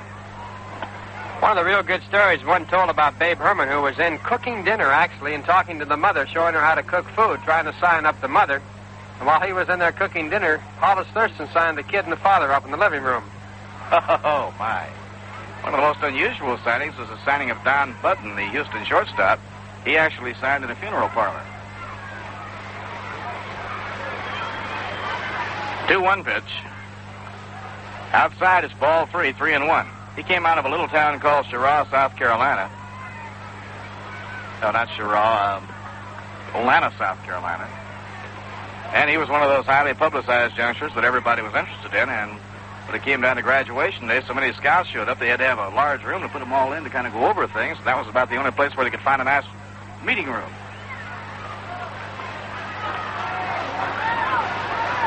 Three and 1 on Bob Lillis. The pitch is whacked foul, hit down the right field line and out of play. Full count, 3-2. Here's tonight's official paid attendance. 10,761. 10,761 to paid attendance tonight. 1858. Throw to first, not in time. Total of 15,159. Actually, over 15,000 in the ballpark tonight. The ladies' night crowd with 10,761 paid. Let's keep an eye on the runner, Aspermani. He's holding up, and the pitch is outside, ball 4, and Lillis walks. That's the second walk given up by Bob Moorhead, and it will bring up the pitcher, Bob Bruce. At bat, number 30, Bob Bruce.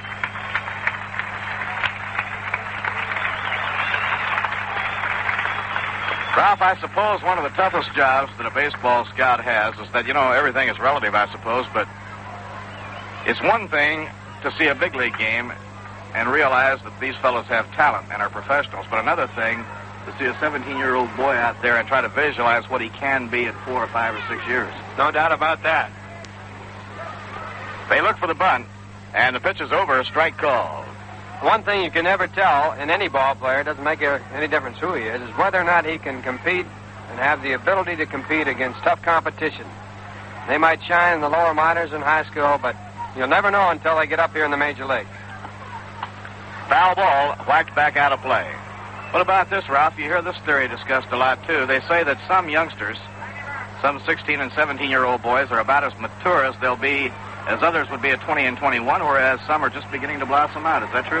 That's very true. You take two pitchers, two great pitchers, Ewell Blackwell and Don Drysdale. They didn't mature until late in their teens.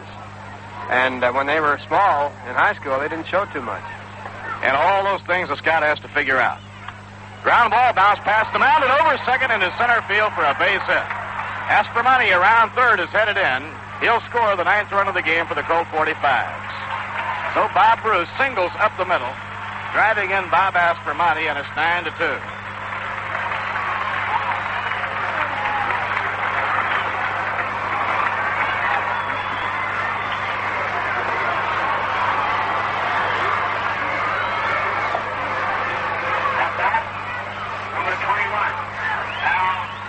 Now the hitter is Al Spangler, the leadoff batter. Spangler has reached on an error, singled to right, driving 2 runs in, fly to center, and fouled out to Sammy Taylor. Spangler 1 hit and 4 times up tonight. Batting at .271. 1 run in, last half of the 8th inning, 9-2 now in favor of Houston. Bob Moorhead's pitch, a fastball inside at the letters, 1 ball and no strikes. The Mets remain here overnight, leave early tomorrow morning and fly back to New York, arriving at Idlewild about 1:55 tomorrow afternoon and going direct to the Polo Grounds. Taken high, ball 2, 2-0.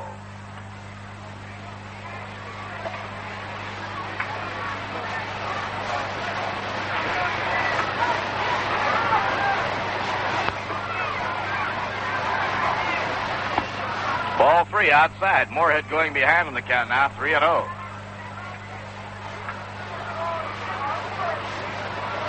Ken McKenzie throwing easily in the bullpen now for the New York Mets. Bob Lillis on second, Bob Bruce on first, 1 down.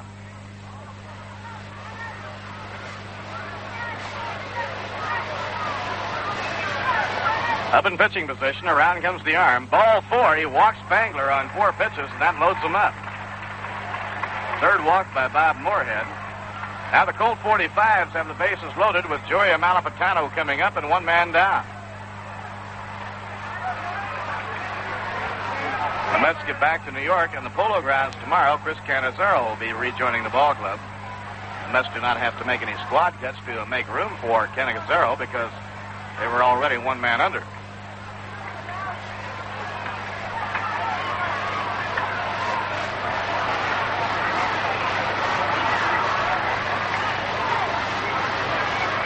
Bases loaded now with 1 away. Malapatano, the hitter. Mets have the infield set up looking for 2 and the outfield straight away.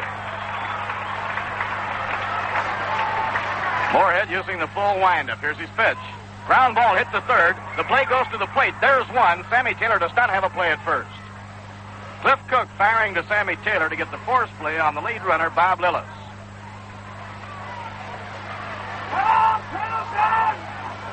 Now there are 2 away. Bases loaded, and Jim Pendleton, the number 3 hitter in the lineup, coming up. At bat, number 23, Jim Pendleton.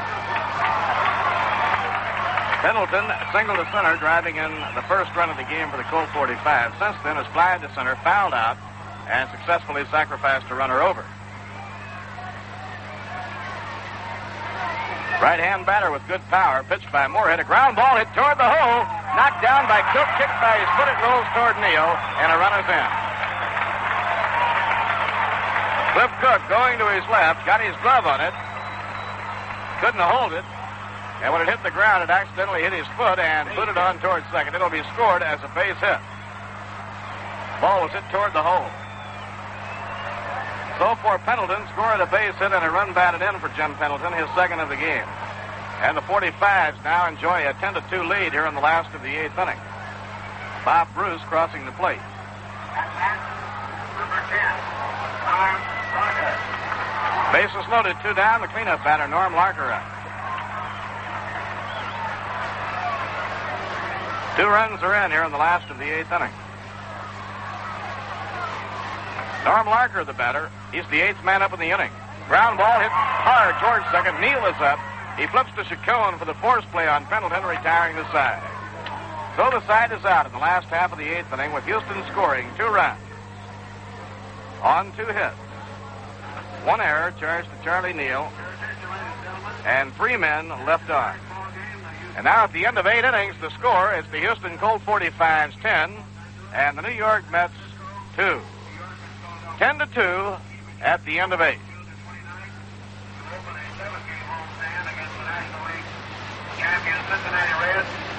In other games in the major leagues, in the National League, the Dodgers and the Giants both were beaten.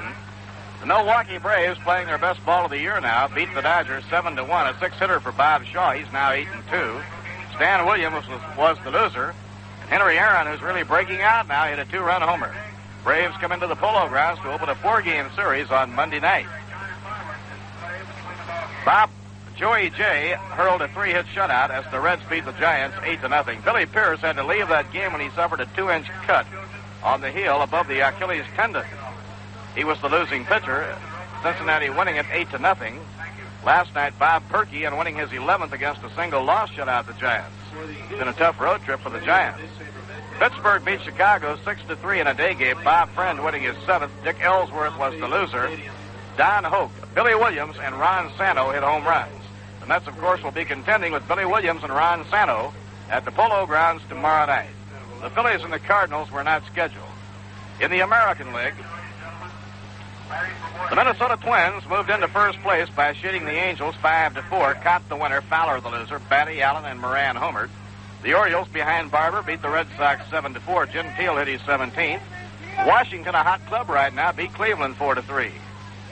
Here we go into the 9th inning. Felix Mantilla in as a pinch batter for Bob Moorhead. Foul ball off strike 1.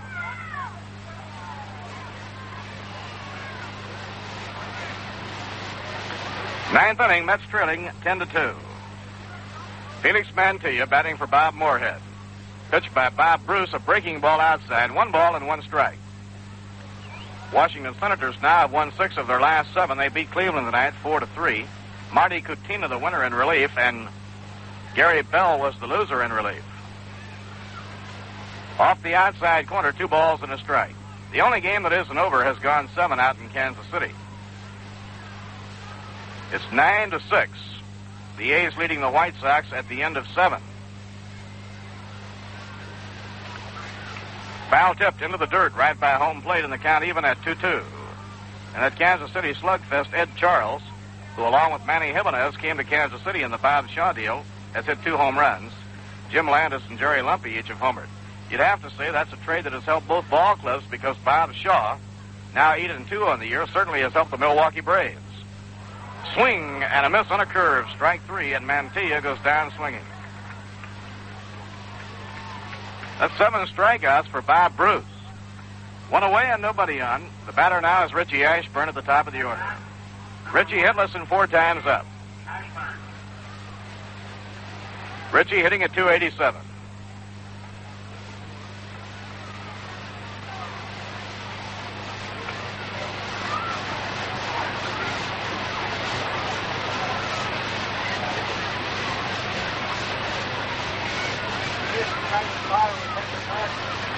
One away, nobody on. We're in the top of the 9th inning. This is the rubber game of the 3-game series. Originally a 4-game series, but last night's game was flooded out. Mets won the opener 3-1. Colts won the second game 3-2. Pitch is over, strike 2. This is the first game this year between the Mets and the Colt-45s that has not been a close ball game.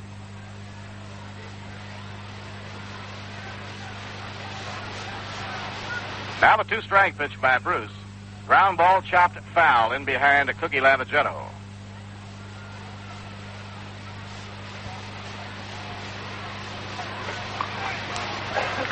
Tomorrow night at the Polo Grounds at 8 o'clock, Roger Craig will be pitching for the New York Mets against the Chicago Cubs.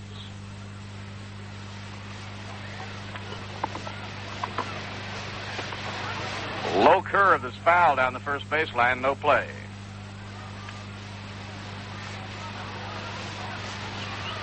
Roger pitched last Sunday against the Chicago Cubs and pitched an outstanding game as the Mets beat the Cubs 2-1. Roger winning his 3rd of the year. He bested Dick Ellsworth in that mound duel. Brasser went out of the game in the ninth, and Ken McKenzie came in to get the final 2 outs on a double play ball. 1 ball and 2 strikes.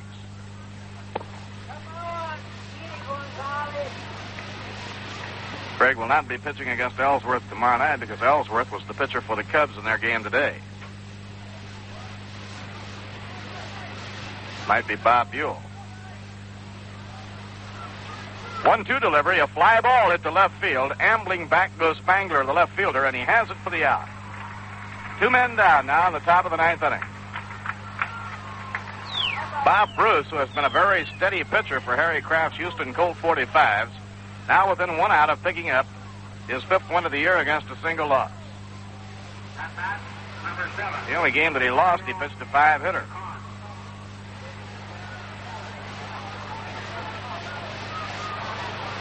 His single loss was to the Dodgers on a 5-hitter. Elio Chacon takes inside. It's ball 1.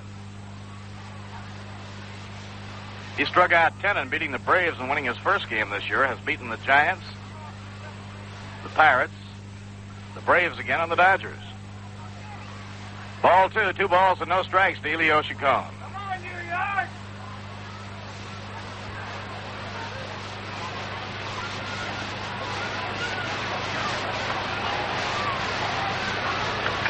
Hot, sticky night. Bob Bruce taking time now to step back off the mound to kind of wipe the perspiration off his brow.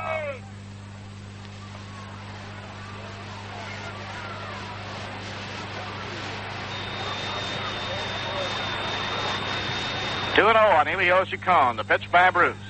He bluffs at the bunt, lets the pitch go, and it's ball 3, 3-0. Elio's been on base 3 times in a row. He singled in the 3rd, walked in the 5th, and walked in the 7th. So he has more than done his job as a table setter, trying to get on base for the big hitters to bring him in. 3-0 pitch. Strike 1 call, 3-1. Houston 10 runs on 10 hits and 1 error. The New York Mets 2 runs on 6 hits, 4 errors. 3-1 pitch. Too high, it's ball 4. And so Elio is on for the 4th straight time. Walk number 6 surrendered by Bob Bruce. And the hitter now is Cliff Cook. Cliff 0 for 4 tonight. At bat, number 6, Cliff Cook.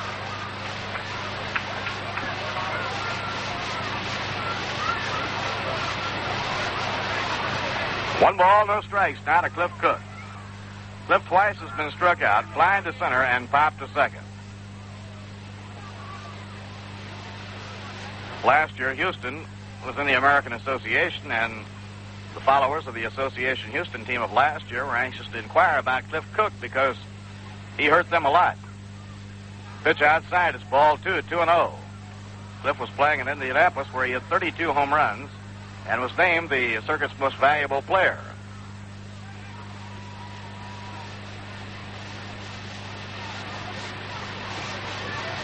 Pitching 2-0. Inside and low, it's ball 3. Bruce behind him now, 3-0. Bruce is getting a little bit tired. It's certainly understandable. He has thrown a lot of pitches on an unusually hot night. Nothing going in the Houston bullpen as Bruce works with a big lead here in the 9th inning.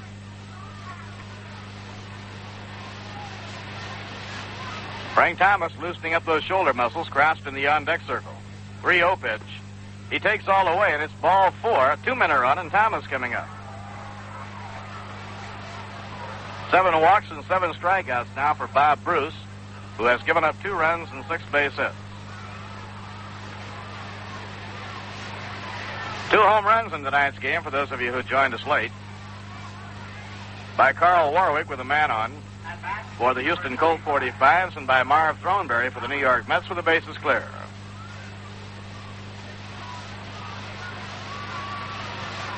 Thomas 0 for 4.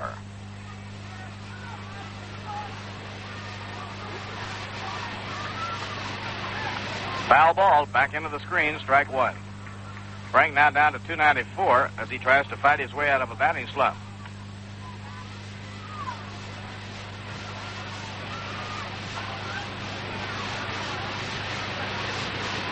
Frank had a real good hot streak. He hit safely in 18 straight games. He was up around 335, and then his bat cooled off, as bats will do.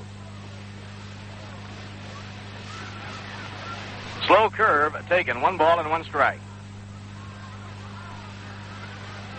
As Ralph Kiner points out, and the home run hitters all agree, the home runs usually come in clusters.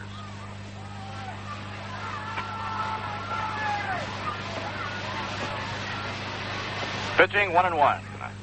He holds up again outside in low, ball 2, 2-1. Marv Throneberry waiting on deck, hoping that Thomas can get on for him. 10-2 in the 9th inning.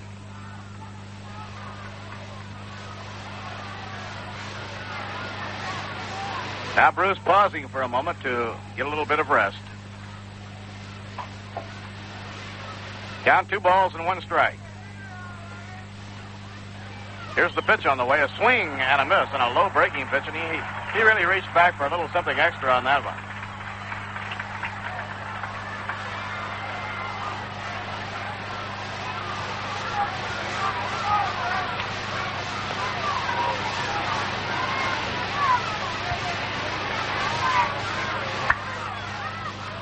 Pitching 2-2. Outside and low, another breaking ball thrown by Bob Bruce to Frank Thomas, and now the string is out, 3-2. 3-2, 2 down, 2 men on, top of the 9th inning. Houston 10 and the New York Mets 2. Come on, Bruce, boy. Fire in there. Now Thomas asks for time, and he steps out.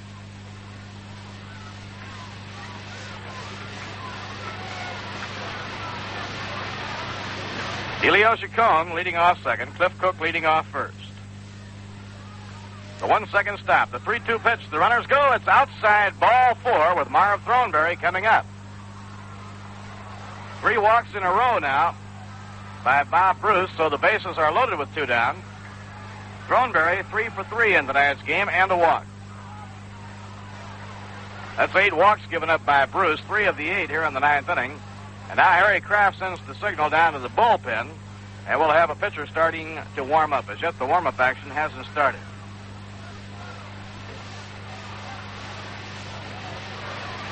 Right here, a quick pause for station identification. This is WGY Schenectady, 810 on your radio dial, where the time is 3 minutes past 1 o'clock.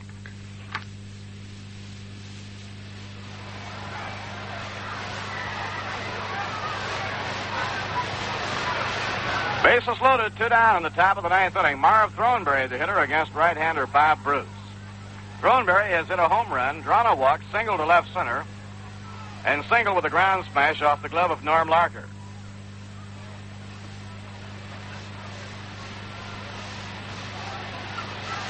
Here's the wind-up pitch to Throneberry. A swing and a miss, strike 1.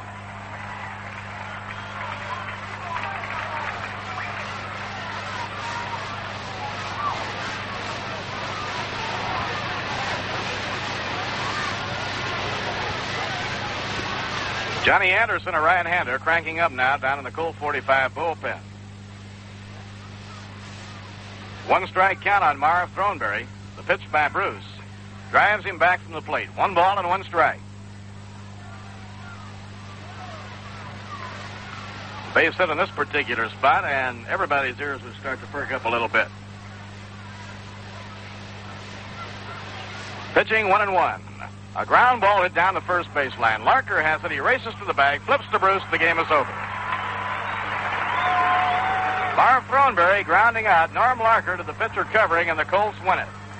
In the 9th inning, no runs, no hits, no errors, and 3 left on.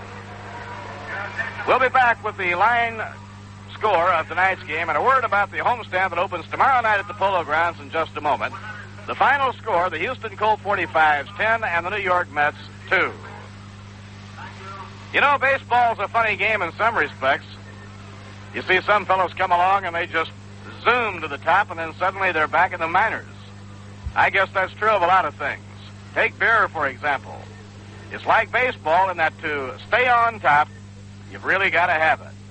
And I think you'll agree that Rheingold has really got it. It's been New York's favorite beer now for many, many years. And Rheingold's amazing popularity can be explained by 2 little words: extra dry. Rheingold brews the long, slow, costlier way, so you get a dividend in taste. A taste that's brisk and bright and clean clear through. Yes, sir, Rheingold.